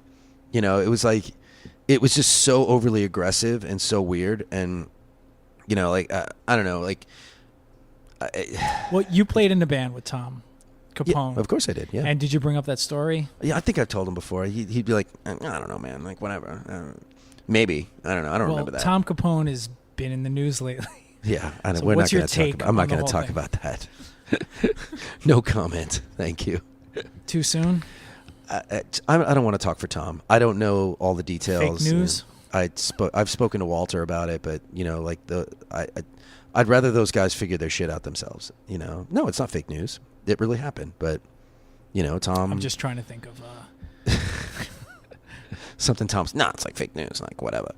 No, I mean it's like it's that imitation is funny to no one who doesn't know Tom. Okay. I think Walter. Anyway, yeah. So So back to Mind Over Matter. It was yeah, man, fucking, you know, like I couldn't say no. I couldn't say no. I mean, you told me that at the time. I for some reason, Scott got pissed off. Scott got pissed off. I remember you being worried that I would be the most upset. Well, because and we I were was the closest. Yeah, supportive. Because I just figured, like, that's incredible. Like, how could you not? Right. I mean, that logically that made sense to me, but like we also had just made this record that we were so proud of, and you know, and it's weird. Like, Auto Manipulation became something special long after. Yeah, like, let's be honest. We liked what we did, but we were not. We were just very negative about our future in a band from the day we started. I mean, we to each other, we were, you know, good to each other to some degree, but just as an outlook, we always felt like, you know, we were at war. Well, it also felt temporary, and when Walter asked me to play with him, and he was signed to Island Def Jam, and like that was really because I had signed up to go to college at Hunter. I was going to go back to school because I was like, well, we can't tour because Scott's like gung ho about getting his degree, and he was at Vassar or whatever, and you know, like Scott's the guy I knew the longest in the band. And you know he'll be able to retire in 10 years, so he'll be laughing. But he would always drive down to practice. He took the 2 train. hours away. He took the train. Yeah, whatever. I mean it was a lot of effort, you know, for him to do it. Without a question, man. And he's so talented; it's not that hard for him to do anything. But yeah, it was like I think in my brain, I wanted to tour and like be like a real band, and we never did that. Right. You know, and of course, like when I get the opportunity to be on a major label and all the shit, I was like, all of a sudden, the singer of your favorite band, who's like a pro and playing in front of thousands of people, wants to be in a band with you, and you're like, well, I guess I good enough to be a pro. Like you kind of put 2 and 2 together, and you're like, oh, I guess I could do this for a living. And everybody was getting record deals at that time. I mean, we met with major labels. It was fucking ridiculous. Yeah. And you know, like so, I was like, yeah, I'm gonna go for it. You know, and it made me, in retrospect, it makes me sad just because I love the camaraderie of Mind Over Matter. It was just so good. You and I, particularly at that time, were like just so bonded by everything. It was like, you know, I mean, it was funny when we did Security. Don Fury made me sit in the booth, in the vocal booth with him while he was recording. Just sit there. He's like, just go in and sit there. Because he felt like it would make him more comfortable. And it was like, so like we were doing like Hectic Thinking and songs like that, which like were really, it was like really sort of the beginning of you taking this suburban, like all your trials and tribulations and really writing them down. It was truly the first emo, not emo sounding, but this sort of like emotional hardcore that would go on to become popular later on. Like nobody really wrote about the things that he was writing about. You know, even Tommy Cargan at that point, like, you know, like Silent Majority was still sort of a semi-joke band up until, you know. But arguably the 2 best lyricists. Yeah, yeah, without a question. I mean, Daryl talks about it in the first episode that you guys did, and he's totally spot on with that. You know, it's like. But you know what's interesting? You did that with Security. You also did that with Auto Manipulation, where you really did help produce all of us, like help everybody flesh out what they wanted to do, take that crazy risk. And I think each one of us were a little skeptical, like, can we do this? What about this part? What about that part? And then I saw you also do it with other bands that you weren't in, like Silent Majority, Sons of Abraham. Even I won't say Sons of Abraham. Those guys, like trying to produce Justin Beck. Are you kidding? Like, but just helping other that people fucking guy. He's their a one-man vision. insane fucking band. Like I've never like I would sit there and be like Stefan, incredible player. You know, like just like those guys were just so fucking talented. I basically helped those guys just deal with the fact that they had no budget. but how did you help them with that? I got them a cheap studio. Okay. And kind of guided them through the situation, you know, but Gibby did a great job of helping with that. I mean, Silent Majority, on the other hand, that was a band that needed help. They needed somebody with experience who they respected, because they were not the type of kids who were going to take direction from some adult. You know what I mean? They just weren't. Some producer they don't know. Right, exactly. So it was like, and I actually did, that particular record was interesting because Ray Martin was the engineer on it, and he was running a record label, so he would just set up the mics, and then we'd get the sounds, and then he'd leave, and I was in control of the tape machine, which I'd never done before in my life. So I was like sitting there doing overdubs and all this shit, and I'd be like, if I got in trouble, I would call Ray, and Ray would come downstairs and do stuff that we needed, but it was I chose the drum sounds, I chose the guitar sounds, all that shit. But like what those guys needed was just a little guidance, Like I'll say, like with Tommy, he had his shit together. I really didn't do anything other than tell him stuff to double and shit like that. But the big problem was Ben, who was just like writing these crazy drum parts and the tempos were all over the place. And I was like, well, we need to put a click on you. And he was so angry about it, so pissed off. Like every drummer ever. Yeah, exactly. I hate the click. He hates the click. But he fucking killed it. He killed it. And this all the playing on that record. Like me, Ryan, and Rich especially had a great time, because when we got into guitars, we were just like, I was using all these things that I had learned.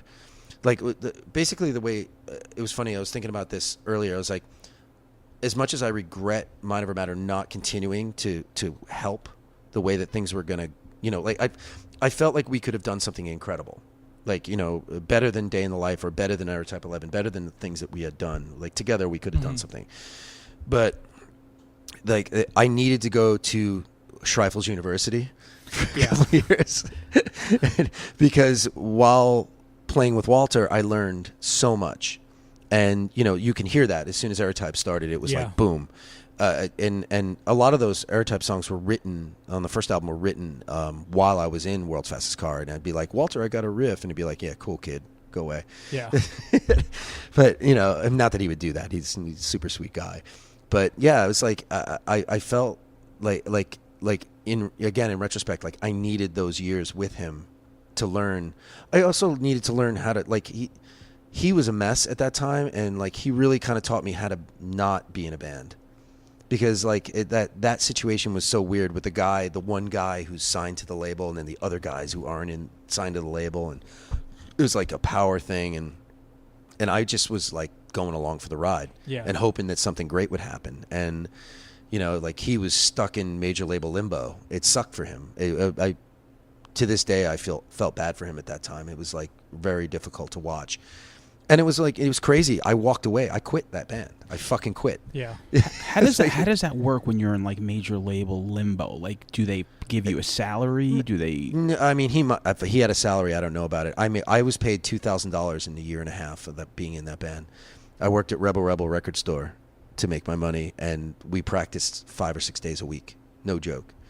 And Walter showed up an hour late every day with a 6-pack for me, because that was his. I'm sorry. But yeah, it was like I quit that band, and like it's funny, like at the time, and I started working with my sister doing mortgages after that. So I'm sorry. Why did you quit though? Like, cause I quit because I started playing bass in the band. Then I went to guitar. Then I went to bass. Then I went to guitar. We went through like 15 drummers. Were you living at Eric's when we were rehearsing there? No, probably not. No, you were gone by then. I do want to talk about when we were fucking living together. No, because World's Fastest Car was before I moved in there. Then you did nothing, and I was in Day in the Life. You were there with Airtype. Then you started Airtype. Right. There was a point we were living together where you were in no band. Right. And I was going out to Long Island to do mortgages with my sister. Yeah. And, you were working at the photography thing in Manhattan. Oh, Photonica. I was there already. Yeah. Okay. So we'll get back to that. But yeah, it was a crazy time, and I quit because I was just tired of it. It was ridiculous. It was like when he came back to me, he's like, "Okay, I want you to go back to guitar," and I was like, "No, I don't want to go back to guitar. This is dumb," and it just like I felt like he was lost and he didn't know what to do, and I think he was looking for a little bit of guidance. I mean, that band, we toured Japan, and we played one show in America at a place called Khyber Pass in Philadelphia, and the drummer forgot 3 songs during the set.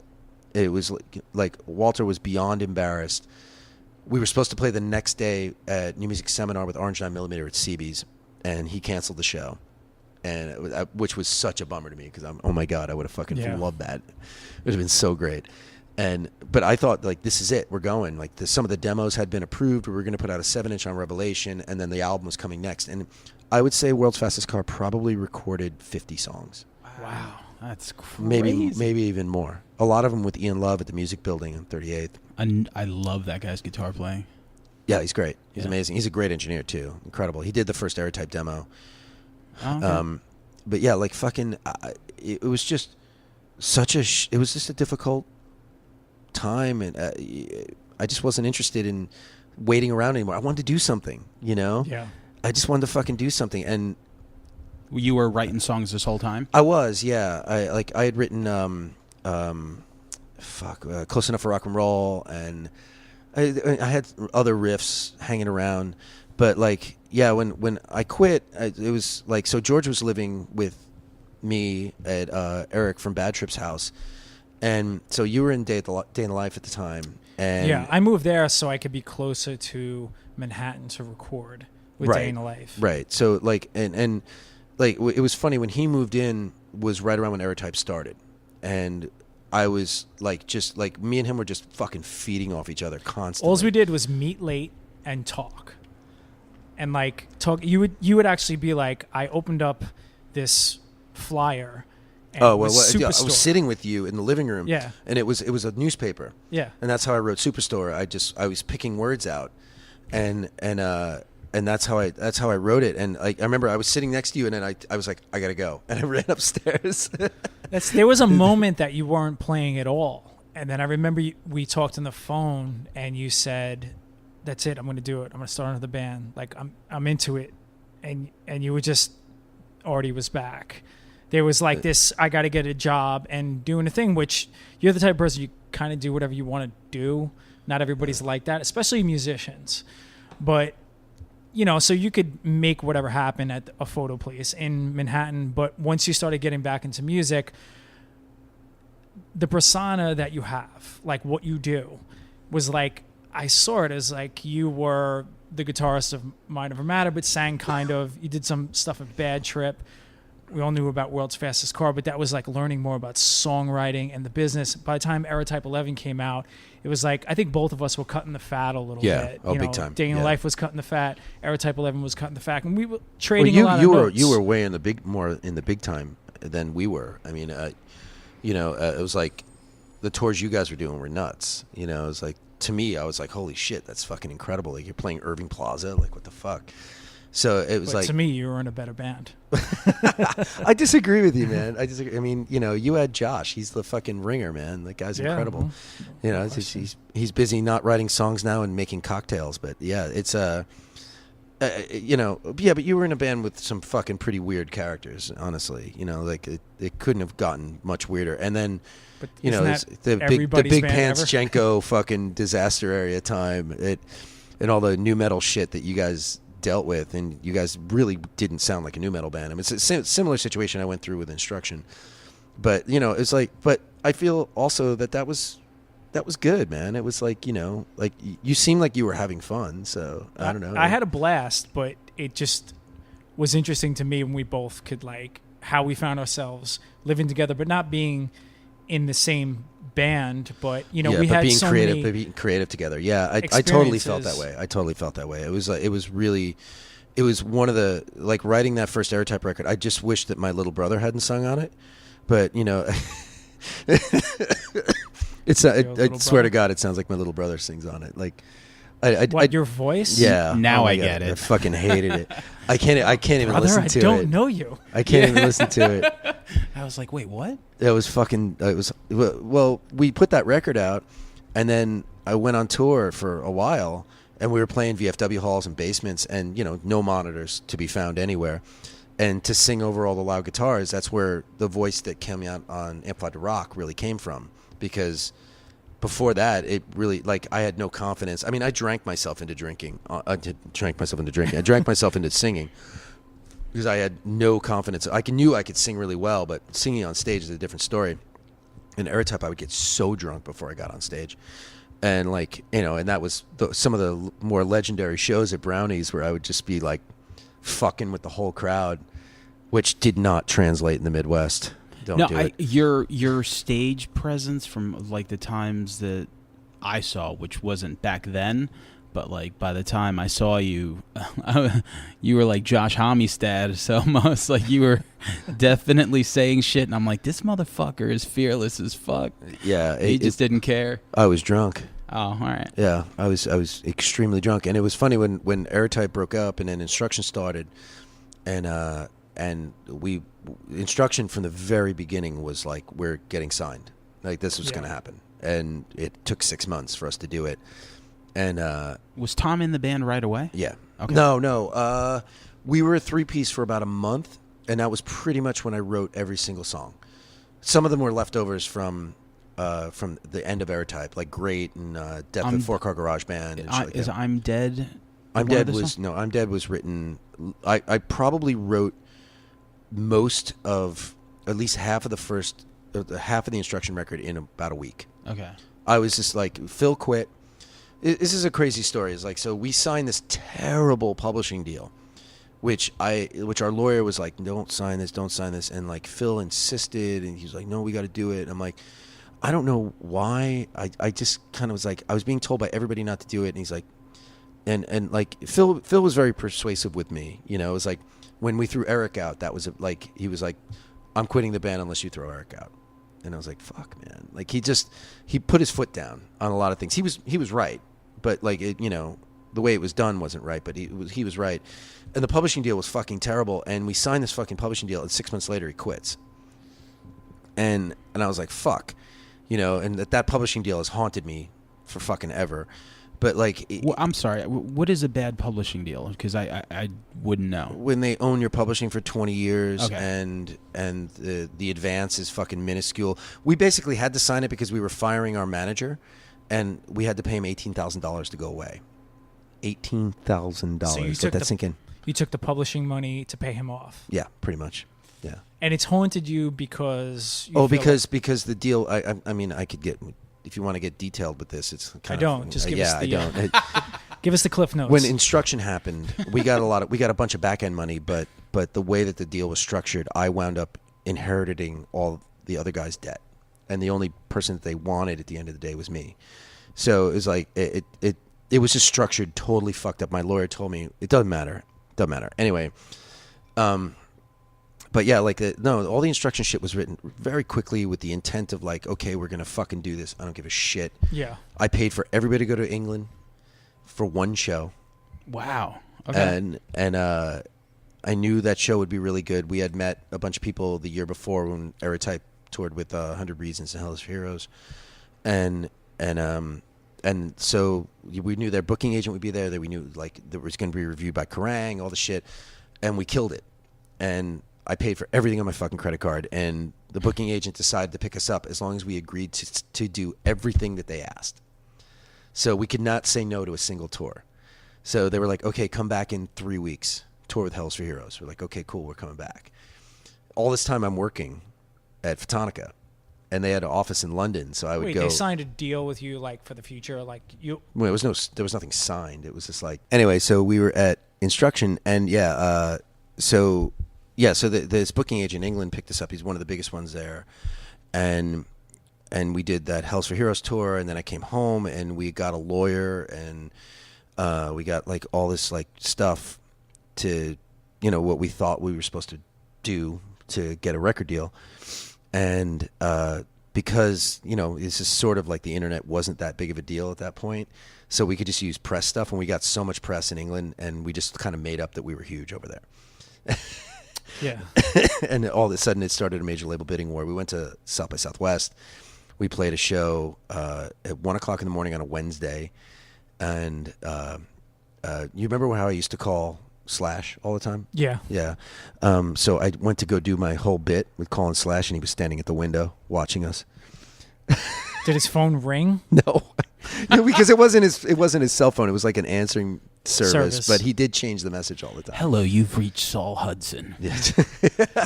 But you did this thing when you became the singer of the band.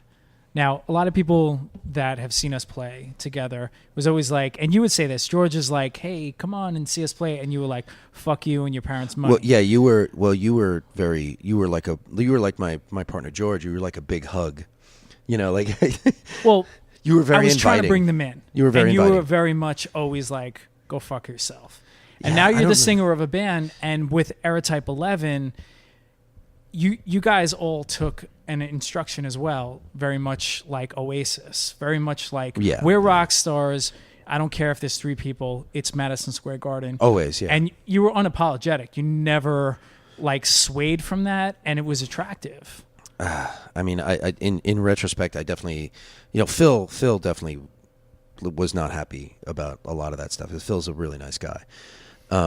And Adam, of course, is really nice too. Oh, good. What are you doing, Artie? You're an asshole.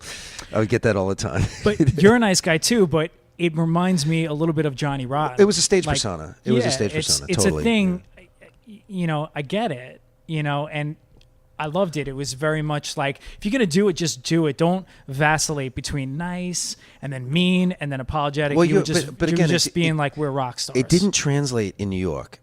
And I mean, it didn't translate. Sorry, it translated in New York. It did not translate outside of New York. So when we were touring, and Sam will appreciate this, like, because What's up, Iowa? you love like Texas is the Reason. Yeah, and yeah, all those fucking absolutely. bands, right? Yep. So when we were touring in the late '90s, every fucking band sounded like some version of Mineral, Texas is the Reason, and Sunny Day Real Estate, but they were all fucking terrible. Like the emo scene was very much a bunch of hardcore kids who tried to be in rock bands, but they weren't talented enough. And it would just be so fucking pathetic every night. You'd just be like, oh my God, what the fuck? This is terrible. And these poor bands, they're playing with no monitors and all this shit. And then we get up there and we just fucking rip, but I would call people out on it all the time. I mean, Jason from Hot Water, when we were touring with them, those guys thought I was so funny. It's like, you're fucking crazy. I'm like, no, I'm just telling it like it is. Like, this guy's fucking summer vacation. This is my fucking life. This is fucking bullshit. Fuck this shit. Like, fuck this band. Fuck all these fucking bands. And what I regret about that was, like, we were all in the same boat, and I should have encouraged. I mean, of course there were bands that Six Going on Seven, and like there were bands that I respected and loved, but there were so many fucking bad bands that we would play with. It was like, Did you ever have like a? and I should have shut the fuck backlash? up. What the fuck is wrong with me? No, but you took this thing, instead of like when we grew up in punk rock, it was very, you always had to reject being a rock star. You had to pretend you didn't like a certain amount of attention, and that was the ethos of where we Right. grew up. Yeah. And some of that was true and some of it wasn't. Yeah. And you took this thing. You were like, we're rock stars. We're just going to run with it. Because it was tough to like, I wanted to say to a stick out. band- I wanted to stick out. you could say to a Yeah. band, you guys were awesome. And that band's going to go, nah, we sucked. They couldn't like take a compliment. They couldn't say, yeah, we did good tonight. And you were like, just took that thing and ran with it as like, we're the best band you're ever going to Yeah, see. We're the best band on the bill. It worked out really well in England. They picked up Instruction when we went over I did this interview on my lunch hour with Kerrang, and it didn't hurt that the guy who was the editor of Kerrang at the time, his favorite band was Glassjaw, like many people in England at that time. And so I'm on the phone with them, and like the pull quote that they used was, "We've been a band for 4 months and we're already better than 99% of the bands that are out there right now." And that was what like that, and I saw the reaction to that, and I was like, "Ooh, so if I just keep saying crazy shit like that, people will pay attention." They just wanted it. They wanted more and more crazy shit, And it's worth it, and it's interesting to watch something like that rather than someone. well, you got to back it up too. I mean, you have to at least be halfway decent. But yeah, I mean, that shit was like fun. I had a lot of fun doing that.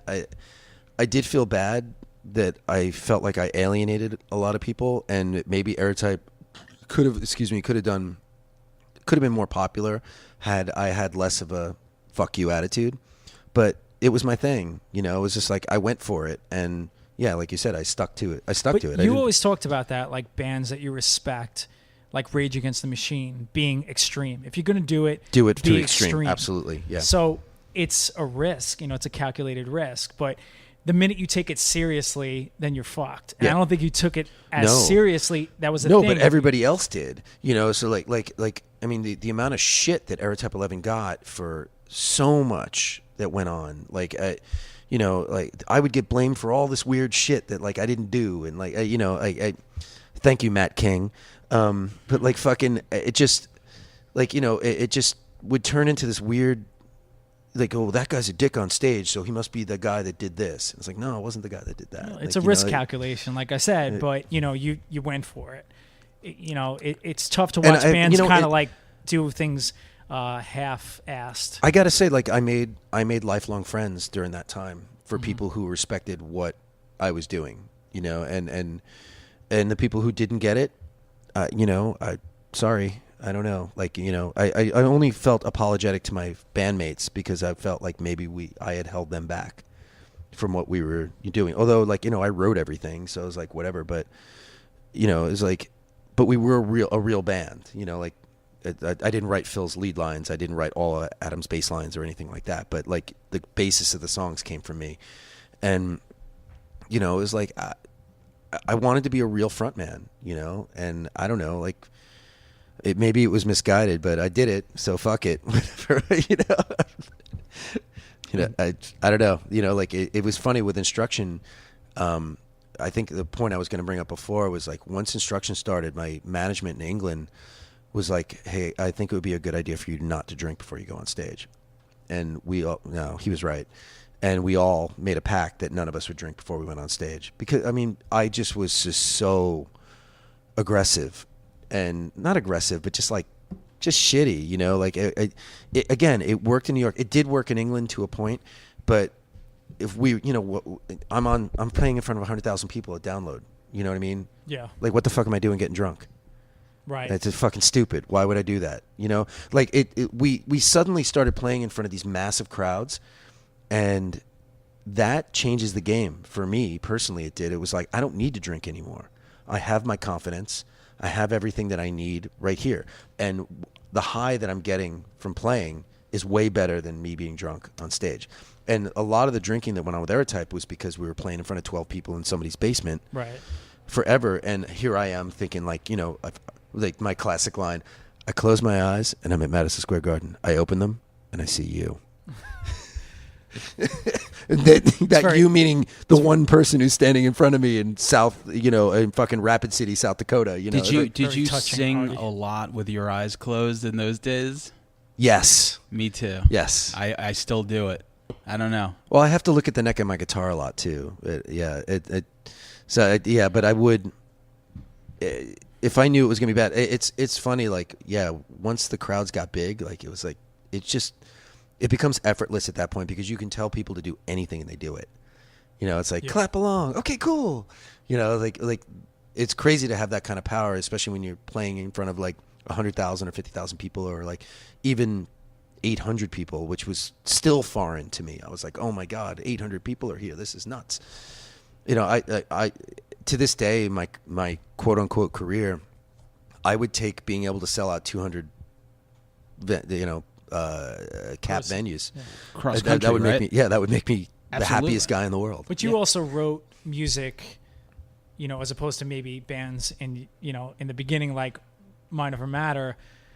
Now you wrote music that actually translated, that could move people at 800 club capacity or 100,000 people, where some of that denser, noisier stuff, or Gay for Johnny it doesn't Depp, translate. Yeah, or Gay for Johnny Depp. Primitive No, Weapons. You have a different take on how to do that because it is meant for a smaller thing. You put that stuff in bigger clubs, it's a totally different vibe. It's a totally different. You have a very sort of not insider, because who gives a shit, but we were so close during that time. You knew exactly what my intentions were. It was I wanted to fucking play arenas. I didn't give a shit, and I was writing choruses that I felt were big enough to fill them. And it was funny when Aerotype really didn't get a lot of chances to play big places, but with Instruction, when we started playing, I did 6 months with Korn or some shit like that, and we would play these arenas. So I would get on stage, and the first thing I would do was always a Halford scream, like, and Rich, our sound guy Rich would put the reverb up, and I go, yeah, he's fucking he's saying, I was screaming. I'm not gonna sing that. Holy right now. shit, that would be. It was so fucking fun. I Like in appreciate like a 10 or 12,000 seat arena. Yeah. You know, like you're just like, holy shit, that was awesome. And like it was always fun. Or I do I want to run, I want to hide. Just like, but like that's the thing. It's like it was about context, and if you played those songs in those places, it made sense. It all made sense once I hit those places. The crowd hated it, but I got it. You know, because we were opening for fucking Korn and goddamn Breaking Benjamin and like, you know, fucking, it just really, you know, like we were a post-hardcore band at the end of the day, Instruction was, and, you know, we were just doing these shows, and it was just like, but like you could, like when you hit the, like I'm Dead, like when we did I'm Dead live, like you could just feel that chorus, you know, absolutely. This is fucking supposed to be played here. This isn't supposed to be played in that room. It's that's a stadium rock song, right? Exactly, absolutely. And it was all about context, and I felt very much so about Airtype with a lot of the stuff that we did. Like had it been in a different context, that things would have been different. But you know, like it just, you know, life doesn't work out that way. I'm sorry. Who's in charge of stuff like that? Like, are they trying to break you to the Korn audience? Or are they trying to, like... Booking agent management. Like, what is the thought process behind it? It was because all the shows were sponsored by radio stations, and it was about getting our single to be played on those radio stations. So you play this sort of circuit of radio station shows. I mean... It wasn't the worst idea. The Linkin Park tour we did was, you know, but you know, the most productive band we played with during that time was Chevelle. I mean, we were on tour with them for a while, but when we did individual shows with them, their crowd actually kind of liked us. They're not the worst band. No, they're not. No, I mean, you know, they can come off as a Tool cover band, but like, yeah, it's. They're but not. Tool the doesn't worst put out band. records, so we may as well have Chevelle. You know, but those guys were great. You know, they were really cool to us. You know, we toured with Helmet. We did on the Size Matters when that came out, and fucking Crashing Foreign Cars, one of the best Helmet songs ever written. That's it. It is. It's really good. Yeah. And I loved seeing them live. That was Frank Bello from Anthrax. Joey and, Tempesta. and Tempesta played. John Tempesta. John, shit. God, you and first names, man. Listen, in that record, I feel like Page decided to do like a formula because everything seemed to have this, like they had the verse that didn't go long, and then the chorus was big on all those, like those 10 songs. Yeah, I mean, it was... again, it was cool. You know, Chris Traynor was playing guitar. Like he's an old friend. That was another tour that was good, but it was really small. Like we played clubs like Vitus size on that tour, which was fucking ridiculous. With the amount of gear that like Helmet had. Oh my god. Anyway, yeah, but it was you know, like Instruction was such a fucking difficult situation from the beginning, and you know, we spent $600,000 recording an album. That's what it was. We were trying to do the math in the car ride over Keith here. is like, ask him how much he spent on the record. We're like, I think it's this. I think it's that. I said And we were- 70,000, I said, and you're it was like, over that's not 100. bad. No, Yeah. Bob Ezrin got paid $90 grand. Oh, Bob Ezrin, that's right. The engineer got paid $40 grand. The studio was $1,500 not a day. It couldn't have been that. It was expensive. We were at Cherokee Sound on Sunset in L.A. We were staying in corporate housing, which was $16,000 a month. Jesus Christ. More than that, actually, because it times two. Do you feel like that's why the music like industry like imploded with like budgets and stuff like that? Like it just was like, I don't know. Like, how do you justify that? I don't. That's dude. one of the reasons. It's probably not the only reason, but it's things get bloated. I just didn't give a shit after a while. I didn't care. I was like, that's, you know, like part of this recording budget was Tom had to move, and they spent like $9 grand getting movers for him. I mean, it just got added on and added on and added on. Andy Wallace was $75,000 to mix the record, and we didn't like the mixes. And we had Bob remix, which was another $45,000, and like, and then we're in a studio in Stamford, Connecticut.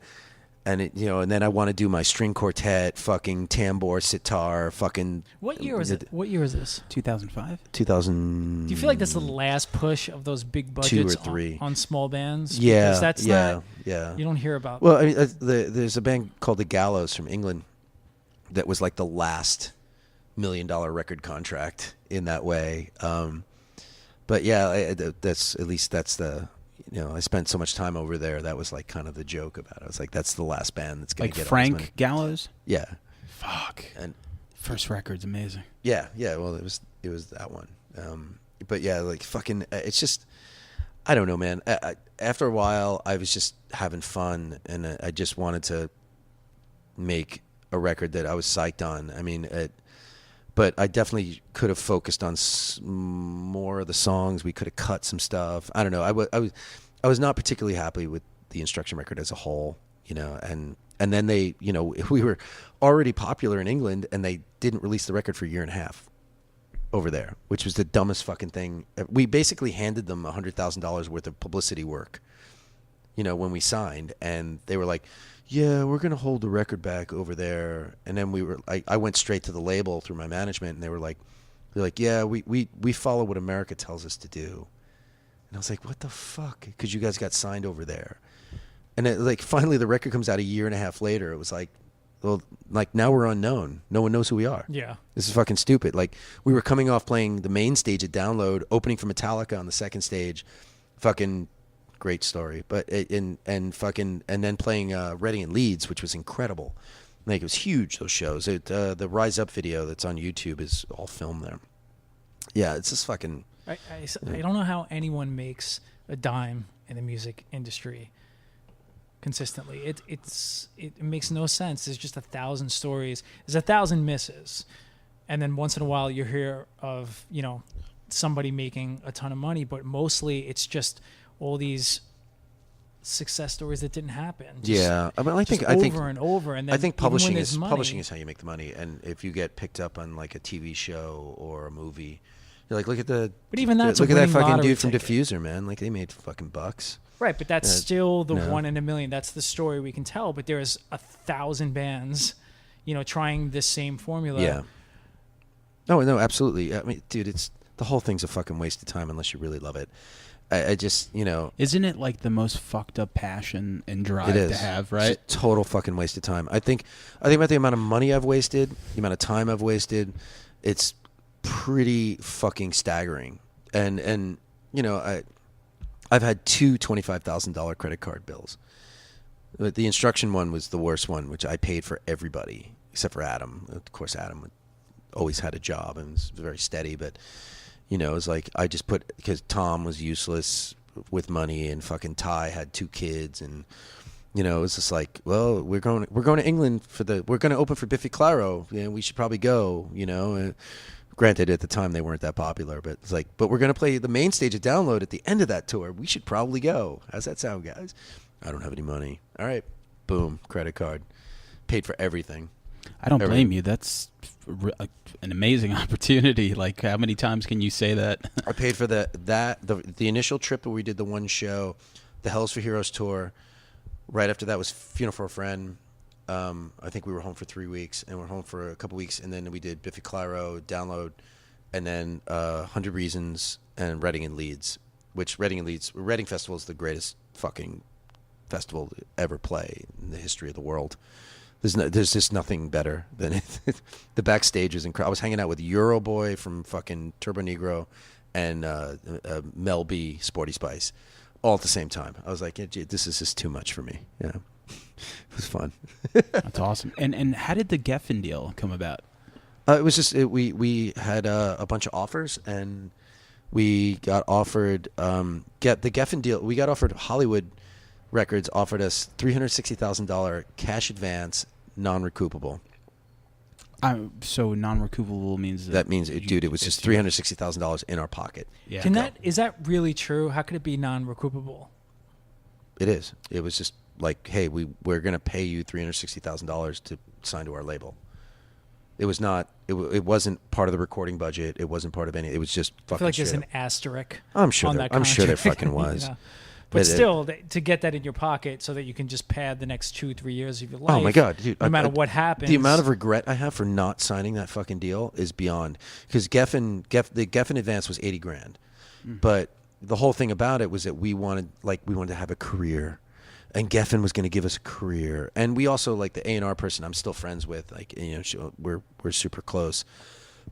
And she like impressed the shit out of me, and. You know, and we went to, it was funny, we did this showcase at Knitting Factory, and we played for John Silva, who is at the Drive-In, and Beastie Boys, and at the time he was Foo Fighters and whatnot, their management, and Bill McGathy, and who eventually became our manager, and a bunch of other people, and the president of Hollywood showed up, and he's the guy who produced American Idiot, Rob, I can't fucking remember his name, but it was his dad. Was the president of Hollywood at that time. So we go out to dinner afterwards with our lawyer, and we're hanging out, and he just turns to me at one point. He goes, "Guys, just sign the contract because I want to go home. I'm really tired." And I was just like you're just throwing money around. They were owned by Disney. Yeah. And I looked at what had happened with Diffuser, where like they got on the Mission Impossible 2 soundtrack. They made a shit ton of money. Like I was like, if we signed to them, maybe we'll get it. But like the fucking advance, I would have had $100,000 in the bank. Right.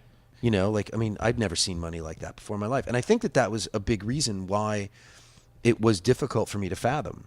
It was like, what would I do with that? You know what I mean? Like, whereas when we signed to Geffen, I got a check for $13,000. I remember it vividly. And I went across the street from my management company, and I went down the block because I got a $5,000 equipment budget. And I went down the block and I bought a guitar at Chelsea Guitars. And I thought that was like sort of my, little reward to myself. Yeah. But yeah, like, and I lived off of $33,000 for 3 years. Yeah. It was fucking ridiculous. I mean, you remember being signed to TVT, and I've never been more broke. You were so fucking broke. George was handing out flyers for raves. Yeah, I was that annoying guy that you would go to a club, and I used to get paid to do that at night while I was trying to, finish the record, and everybody else in the band lived at home, and I lived with you. I had rent. Yeah, but our rent was so small. Right, but that was, expensive. But all of these things, like when you're talking about like just trying to figure out how to navigate a contract and what's a good deal, we're trying to figure out like what's a good deal, like what makes sense, and nobody knows. Because the thing is I wanted a future. You know what I mean? Like I really was convinced that I was going to be able to write songs and make money for the rest of my life, because a lot of the people around me were doing it. But at the end of the day, what I should have realized is that like it's such a short lifespan. Like for a band, we're talking 2 to 4 years if you're lucky, and I should have just taken the money and fucked off. Right, that's the thing. We're not built and raised in punk and hardcore to take the money and run. Right. But as adults, as business people, you might look at it and say, well, I need a certain amount of money because I'm thinking about the future. And everything just kind of rubs up against each other as wrong. You might look at Geffen and say, well, I'm thinking about the future, but they have their own interests. And everything's just like a risk calculation, risk reward. And there really is no answer. Some of it is romanticized. When you're signing a deal, you're having like a vision of what you read in Rolling Stone. Well, you're also being fed a lot of bullshit. So like when I was told that I was going to get, they chose our first single. They did research, and they chose our first single. And I was like, I don't know about that. It should be I'm Dead. Why shouldn't it be I'm Dead? Like that's the song we got signed off of. That should be the song. And they went with Breakdown, and we did this $75,000 video and like this whole thing, which was okay. And then like the song did okay on Modern Rock Radio and like whatnot. And then like I was like, okay, we got to go with, like, they were like, we promise you're going to get a second single. But they did a soft release. The whole thing was so fucked up. And I was just like, all right, cool. But like, can we please get a second single? And my A&R was like, we're definitely getting a second single. We got somebody to do the I'm Dead video for free, which should have been a fucking red flag in my head. Mm-hmm. And it wasn't. I just did the video. They serviced to radio, and the song charted after we got dropped. which is hysterical. It was like, it came out, Geffen did nothing for it. It just literally just charted for like a week because it was there, and then it just went away. And you know, we got dropped, I guess we got dropped 2 weeks after we got dropped is when the song actually started like going somewhere on radio. It was fucked up. And then they had already paid for us to go to England. We went to England. They had already budgeted out that. And then, so you know the pay to play thing, right? Like, Of course. So, yeah. So basically when you sign a major label contract, you sign for an X amount of deals. So it's like 2 firm, 2 options, whatever. And there's this thing called pay to play and pay or play. I think it's a pay to play or pay or play, whatever. I can't remember. And they, the fucking lawyers, we were supposed to get $100,000 because they dropped us before our second record, which was a firm. And they found a loophole in our contract because our drummer quit in the middle of the Helmet tour. They wouldn't give us anything. Zero. Nothing. So it went from $100,000 to nothing. And then Bill McGathy, my manager, wound up negotiating with the president of Geffen by like blackmailing him with some other band he wanted to sign, and got us $15,000, which went to a debt that we owed to our management and our bill, our merch bill in England. And like it was gone. It was gone immediately. It's like literally like, you know, had I gotten that $100,000, well, I wouldn't have gotten it personally. I would have gotten some of it, but even if it was like 20 grand, oh my God, that would have been a life changer. Yeah.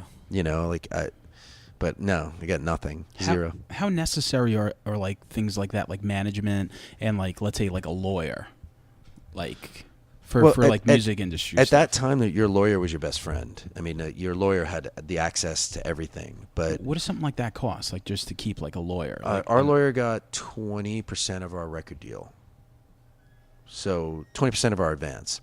Okay. Our management, like, it depends on who who manages you, but our management got 20% of everything. But we didn't get management until after we were signed, so it was a whole different situation. But yeah, I mean, because it sounds like you're like slicing up that pie, that little pie, so many times. No, it's a joke. Yeah. But again, like I was looking at this as a career. I was like, this is my step. So like I write this stuff, and then I move out to LA, and I work with other songwriters, and I can be a songwriter and do all the shit. You and Desmond Child. I mean, whoever. I mean, I did actually write some pop stuff during that time. That's what I was going to ask you, because I remember for me, like when I was taking vocal lessons from this lady, Melissa Cross, she said to me, she's like, you know what? She's like, you don't really come off like a lead singer. She's like, but you write great songs. She's like, you should maybe write songs for someone else. And I just never listened to it. Did you ever do something? I went through that. I did, yeah.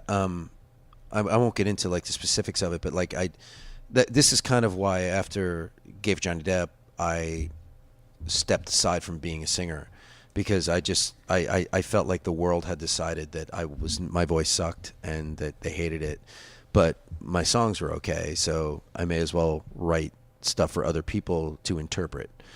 Just because I don't know, it's just my insecurities, you know. It was hard for me. It was hard for me, especially after Godfather's Man, because I really like that band. My was favorite. So overlooked, and thank you. Absolutely, I mean, like it's so good. It's so good. Like you know, like when I listen, like that's the stuff that the first record that we did. I mean, all of them are really great, but like when I listened to the first one, which was done as all major label demos, like so all of those songs were recorded basically for free. I mean, not for free, but like by Atlantic or like somebody else paid. Yeah, somebody else paid for it.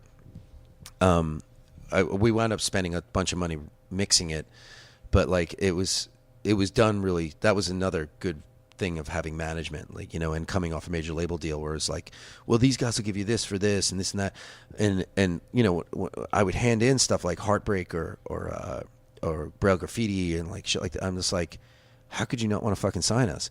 But it was a really strange time, you know, the mid 2005, 2006, and we were a band that really didn't fit in anywhere. I mean, it was like that band was just fucking weird, but it's my favorite songs I've ever written. I felt like I just hit a groove. It's my favorite songs you've ever written. Thanks, dude. Absolutely. Yeah. I told Keith that today, actually. Oh yeah, Keith recorded a bunch of shit. I remember stuff. Yeah, I remember. Yeah. Mine's still Era Type 11. Well, that's nostalgic, and that's Which cool. I have a question for you, but finish up what you No, said. I'm done. Go. What's the question? I didn't feel like you were done. I'm never done, but don't ask me to keep going. We'll save that for the remix. Okay, Era Type 11. Doing a couple shows out on the West Coast. Yes, yeah, we are. You're recording on the West Coast too? Yeah, we're gonna do one song. I wrote a couple. I wrote a bunch for the new Unwed record, and obviously that's not happening. So, I just decided that I was like, oh, I'll send this to the guys and see how they feel, and everybody really liked it, and I was like, all right, cool. So, we were gonna do it all remotely. I was actually gonna fly to Dallas and write with Steve, but I was like, oh, fuck it, man. The whole song it's done. It's written, I bought a new computer. I have Logic. I was like I was able to get like really good drum sounds and stuff like that. Like, computer drum sounds. I wrote a bunch of stuff, but like the other one I sent like didn't have a bridge, and it's too much trouble to figure it all out. So I was like, let's just do one, and that's fine. And basically the idea, the whole thinking behind any of this was because we have, as you might know, like a shit ton of stuff that was never released. Yeah. So it's like fucking like 20 songs. And so more major label demos, all of them. And so Adam was like kind of like, yeah, it's really good. We should fucking just like sequence it and put it out. And I was like, just put it on Spotify or something. I was all right, cool. And then I was like, why don't we do like one new song? And then maybe somebody can write about it, and that'd be cool. And then I was saving a bunch of stuff because I was going to do a solo record, but I know that no one gives a shit about my solo record. So I was just like, we may as well put it under something. I mean, it doesn't matter. None of it matters anymore. It's all fucking pointless. It's just like, it's an exercise in, hey, I make art and I put it out and you should try and listen to it. It's the same as the day you start. Yeah, it is. Really? It is, but it isn't. Yeah. It's kind of gone full circle in that way. Thank you, Bandcamp. But I'm not a guy who can write without having a goal in mind. Yeah. Like I don't it with Primitive Weapons. Unless I know like we're putting out a record, I won't write anything. I sit down and be like, oh, I have to write because I feel it. I know you're kind of like that. I've seen some of your posts. I'm talking to Sam, but anyway, people who aren't looking at us. But like, I don't. I'm not that guy. I don't. Bob Ezrin once told me that songwriting is like a working out. It's like a muscle that you have to keep exercising, and so you should write every day, and 25% of that is going to be good. But like, I'm not disciplined like that, and I just like once somebody tells me, hey, we're going to do a record, all right, boom, done. I'll keep going. It's not my style. But yeah, man, it's the Era Type thing is going to be fun. It's just it's just fun at this point. Yeah. But you're not getting back together. This is No. Because there was some like you were posting stuff about Era Type 11. Me and Sam were talking about this on the way in. It just seemed like it was creeping up. No. And then, so what are the other shows? You're doing 2 in California? Just the 2 in California. We tried to book one here in late December, but it's just like Phil lives in Maine, Steve lives in Texas, Adam lives in San Diego. So you're not playing New York? We're gonna try next year. Yeah. Like we're trying to figure it out. Just for the record, you own a music venue. Yeah, no, I know, but I don't own Phil's life or his 3 kids and fucking, or Adam's 2 kids, or you know what I mean. Like everybody's schedules are so fucked up, and Phil's travels. Before we a leave, lot. you just jot their phone numbers down here. I'll work it out for you, Artie. You've been, this conversation. We're gonna text him on the way It's home. clear that you've been working very hard. Let me take the edge off. I'll make it happen. It's just so fucking frustrating. I mean, They just need to hear our Long Island accents. it's funny because they Chris will. Enriquez was like, he's like, just do it here. I'll drum. He wants me to put like a scab band together. Like if people can't make it, I'm like, no, man. It's just no, like, not. I would if there was money involved and somebody gave a shit, but like, I need the original guys if I'm gonna fucking make nothing. Just have fun. It's not like I'm not a big nostalgia guy. Like it just doesn't do anything for me. I'd rather move forward. I've always been like that. Like the Matter Matter reunions we've always done have been for charities or like various things, and like I don't know. I'm not convinced that enough people give a shit for me to bother. So you've never been super into nostalgia. You don't even like playing the songs you wrote yesterday, but do it for me. Okay, How about that? I will. You do That's cool.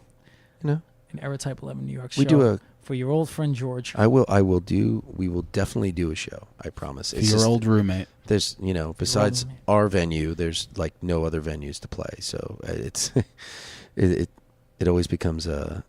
I don't know. Like I said, we were going to do. I'm sure it. I could whip up a backyard in Suffolk County for you.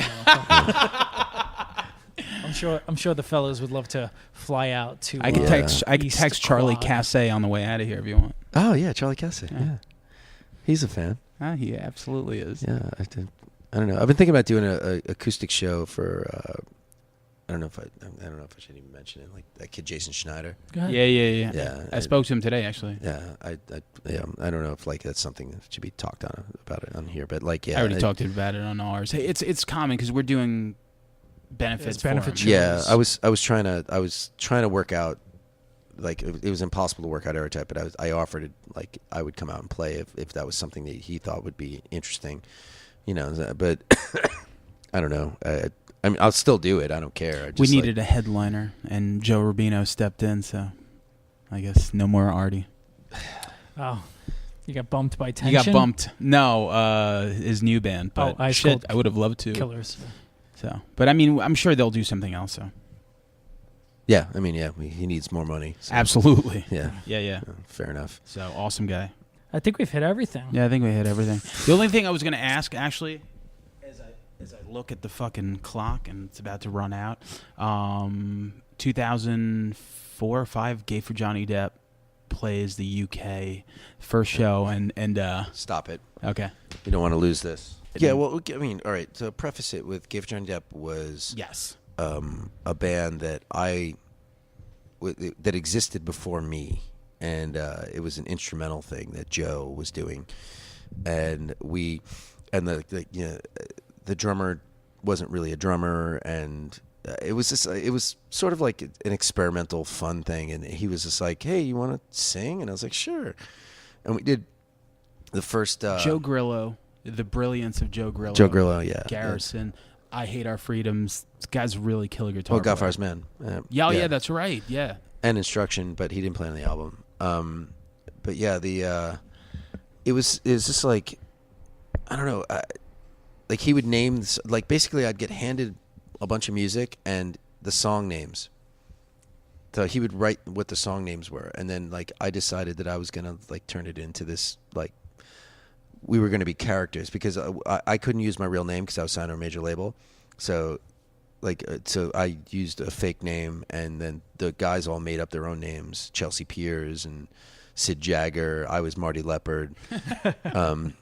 So good. And it was like, but like basically we all like, I mean, I don't even remember if we all decided, but I decided I was going to be a character, and my character was a heterosexual man who had a nervous breakdown while watching a marathon of 21 Jump Street, and had fallen in love with Johnny Depp. So I was straight, but I was only gay for him. Something everyone can Totally relate to. Absolutely. I mean, at some point, somebody's loved Johnny Depp. Just real quick, how liberating is that as like a songwriter? It was great.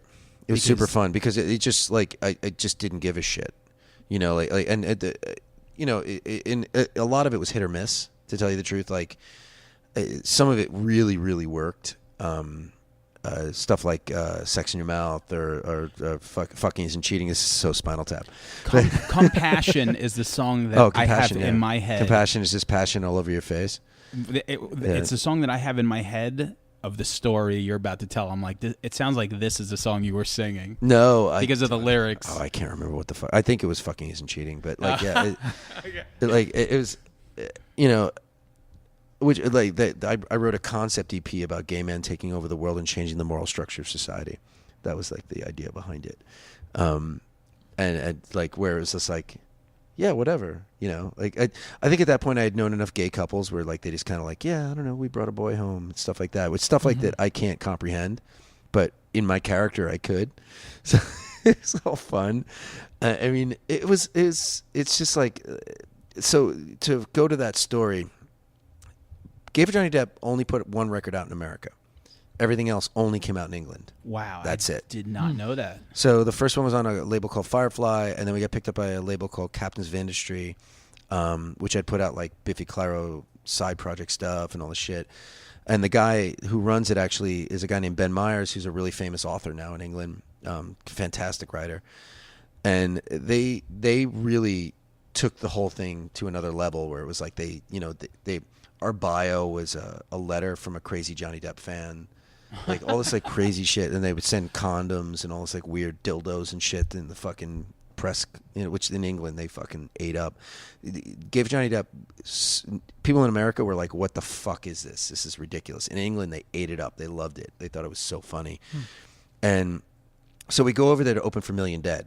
Million Dead is Frank Turner's old band, and it was their farewell tour. And he basically, the same reason anybody else took us out on tour, it was just to piss off everybody, just to see what the reaction of their fans would be. And this band 65 Days of Static took us out for that reason. And like, I mean, how I didn't get beat up was beyond me. The thing about Give Johnny Depp is that it couldn't exist today. It couldn't, like, I couldn't do the show that I did back then now, because I'd always run out into the crowd. I'd grab somebody, I'd throw them on the ground, I'd scream in their face. Like now, I'd get like arrested. Yeah, your Twitter would go wild. I don't. That's the thing. I don't have Twitter. Even the name would be a problem. Yeah. I don't know. I don't know. I mean, we whatever. I'm sure we'll do at least something in the future. It's at least potentially more of a problem now than it would have been. Without a question, yeah. And I feel like it's crazy to me, like how I was writing songs about, like, you know, ass raping Johnny Depp and like Johnny Depp, and like like nobody really okay, cool, you know.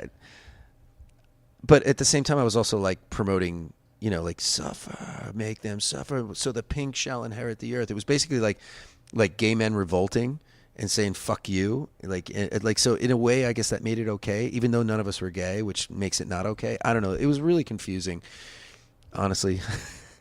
But so that we go over to tour with Million Dead, and we're in Exeter, first show of the tour, and I go out to the crowd. I'm wearing angel wings, I'm in my boxer shorts, nothing else. I got one sock on my hand. My sock used to tell me what to do, and I'm fully in character. Like I would do interviews in character. But my interviews in character back then were me saying nothing. But that was just Joe trying to like take over. I know it's a control thing. And I would smoke cigarettes too, which I never smoked in my life. Yeah. So I go out down in the crowd. See what happens? And as far as my memory goes, I put my arm around this kid, and I was singing, and he punched me while I had the microphone in my mouth, and it split open my whole side of my face on the inside, and I fell down, and I got up, and I was like, what the fuck? And I called the whole crowd homophobes. So you didn't break? No, not for a second. I never do. No, I'm a total pro. Yeah. And I get on stage, and it's actually on YouTube, footage of this. Not you can't see me getting punched, but you can see the aftermath of it. And I'm pointing at Joe's looking at me, and I'm pointing to my mouth, like I'm like fuck. And as it turned out, this kid said I grabbed his balls. Very possible. I mean, we were ball tapping the whole time on tour. You know, you can fucking ball tap. My least favorite game. Yeah, it was just like I mean, it's possible. I'm 99% sure I did not touch this guy's balls, but he was 17 and he was angry, and maybe he was a little skeptical about his sexuality. I don't know. By the way, this whole story is going to be on Pitchfork. Yeah, tomorrow. Should have said 18. Come on. I think he might have been 19, right? 19, 20. Allegedly. I don't know. No, he was Allegedly. 17, and it was England, so that's legal. Yeah. So, but like, yeah, I mean, I don't remember doing that, and I'm pretty sure I didn't. But he said he did. He said I did, and then like, if you go on the YouTube video, you can see I think he actually posts on it. But like, I mean, this is 2006. I mean, not that it matters these days. Like, I could have done something in 1991 and somebody will write about it. Apparently. But I'm not famous, so no one cares. Right. Yeah, you have to be But famous. you did come up with this band, and like, I mean, you got to tour. So Oh, we toured a lot. Yeah, we did and, a like, lot. Yeah, it was fun, man. It was cool, and we some of this material is really fucking good. it's pretty damn good. I'm proud of quite a bit of it. You know, like but again, it was like, it wasn't me. It was a character. You know, and I think the best part about it was pissing people off so much in the crowd. You know, like when we were talking about the air type thing. It's like know, you got to kind of really but drive it home. It was aggressive. It was like I would grab somebody and throw them on the ground and get on their shoulder. Like, so basically what I was doing was like the whole idea of it was Mike Patton, Mr. Bungle. When I saw Mr. Bungle in I don't know, it's like probably 1999 or 2000 at the Marquee in the city. And somehow my Long Island accent hasn't really come out tonight. I don't know why. Because I would normally say the Marquee. But I've heard of it a little bit. a little bit. It's But not too you bad. do have radio voice because you have history with Hofstra Radio. No, So I but can yeah, hear but that, you- but a have you little ever listened to my slippage. podcast? It's like a fucking Yeah. shit show. Like me and Ron, are like, yo, whatever. I don't fucking know. Fucking do. I sound like a fucking half a Todd. you guys ever You're listen doing to good Zebra? tonight. Little slippage. Fucking zebra. Yeah. Exactly. So yeah, like it was sort of based on that. Like, so I saw them at the Marquee, and I got thrown up on stage, and Trevor Dunn took my shoe off, right, and he put it on his amp, and it was like snowing outside, so I was like, fuck, I got to get my fucking shoe back. I was wearing like slip-on Vans or whatever, and I jump into the crowd, or the bouncer throws me off the stage, right, and I'm just like, fuck, man, I'm fucked. Like, I throw somebody throw me on stage. I go back on stage, and I go back, and like fucking Trevor Dunn is trying to block me from getting to my shoe, like purposely with his fucking bass. While this is happening, I look, and now these guys are all in like Richard Nixon masks and like these gas station attendant outfits. I mean, it's a total freak show. I look to my right, and I see Mike Patton on top of this kid with his knees on his shoulders in front of the bass drum, just going, yeah, like fucking screaming. And I was like, that rules. It's so cool.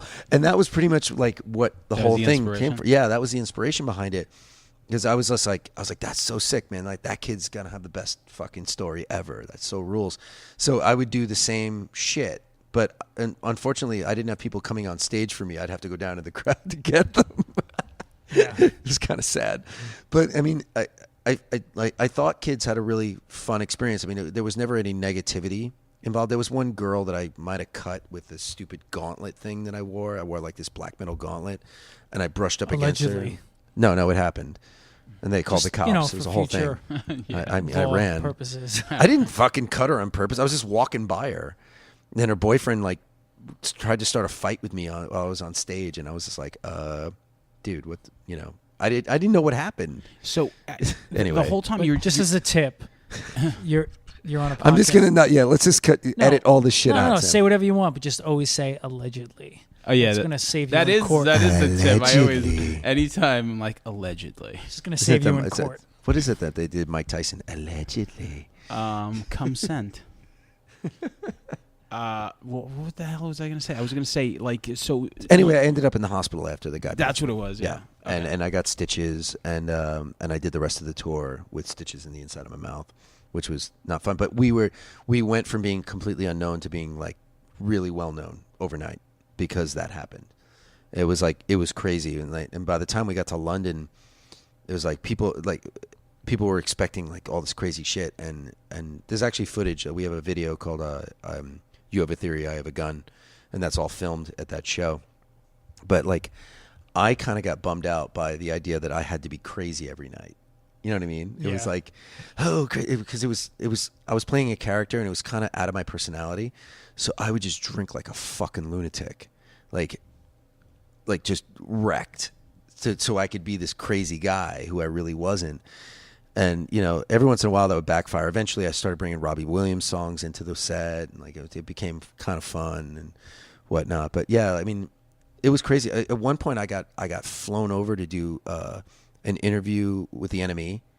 I got flown to England for 2 days because they did this thing called pub golf for their Christmas issue, where we went to 18 different pubs and drank and played all these drinking games. So who flew you over? NME? Well, our label wound up paying for it, but it was like this opportunity that they couldn't miss, and it was fucking crazy. It's like I was in with like rappers who had like bodyguards and like all these like as Marty. Yeah, well, they wanted me to play that character. They said that like he has to be like the Marty Leopard character, and it's kind of like MTV. It didn't really work. It didn't work. When Marilyn Manson would be like, you know, they'd give him a microphone and he'd be like interviewing people. Yeah. And here we are, Marty Leopard. Yeah, I was. They wanted to see what would happen. And at first, I kind of played the character, but I made the mistake of they were all drinking like vodka sodas and shit, which in England is really weak because it's just like a short pour unless you get a double. Like a triple would be a normal vodka soda here for them, right? So they you know, it was like, oh, I get a vodka soda, and I was drinking Guinness, and it would be like if you lost the game, you'd have to chug what you were drinking. So when I chugged, I was like a fucking mess, and like they were. So anyway, this whole thing ends up at a karaoke bar in Soho, and I did Robbie Williams, and I won the whole thing. They said I was down by 1 million points, and I gained 1 million points by how good I was at karaoke. I was like, yeah, I mean, you couldn't have asked me to do an easier thing for me. Thank you, I appreciate it. Did you really like Robbie Williams? I love Robbie Williams. Really? Yeah. Oh my More God. than Liam Gallagher? No, not more than Liam Gallagher, but you know, I'm loving angels instead. I mean, it's just I love the compilation that Eagle has landed. They came out of the compilation of his first 3 records. It was the first thing he released in America. It's great. It was a thing with like Instruction and whatnot. Like it's all we listened to. It was fucking awesome. And I loved his persona. I thought he was like a really interesting, weird, sort of tragic character. You know, I mean, he's kind of ridiculous now, but whatever. Yeah. Yeah, I mean, I don't remember the songwriting is great, dude. You should listen to it. I mean, it's Guy Chambers from World Party. Okay. He was the musical supervisor, and like the songwriting is absolutely fantastic. I'm a songwriting geek. It's really fucking good I shit. like it. Just Satan. Just Satan. I'm not Satan. Just Satan. A B C. Like Abacab. That's how I try to talk to my band. I'm like fucking A B because they're like, what's the pre-chorus? I'm like, what? There's no pre-chorus. It's all chorus. All chorus. Ask Artie. Try being in a band with me. I'd be like, what? Yeah. Dude, I remember writing the song Automipulation where the whole band just looked at me like I was fucking out of my mind. It was like I was like, okay, guys, we're going to play this for this many times. And it was like some ridiculous amount. Like we would always do shit like, we're going to do this 5 times instead of 4. Or we're going to play this 30 times instead of 28 or something. You know, like it's in 4, but it's going to go 2 extra bars, you know. That's crazy. Yeah, like, and when they were done, they go, here you go. Yeah. Write vocals.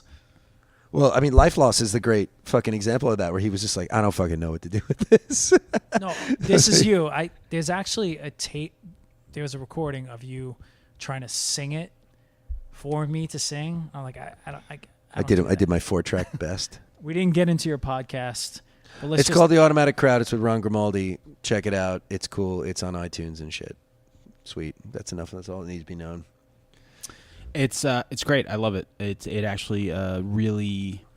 It was like one of the first podcasts that I listened to kind of like religiously. Like the first few episodes were so good, and it was just like listening. And then it went downhill from there. No, it was just like listening. I loved listening to like Ron. I think just Ron's fucking awesome, and you guys talk about music and the guests you had on. I mean, just I love it. Can't say enough about it. I'm a fan.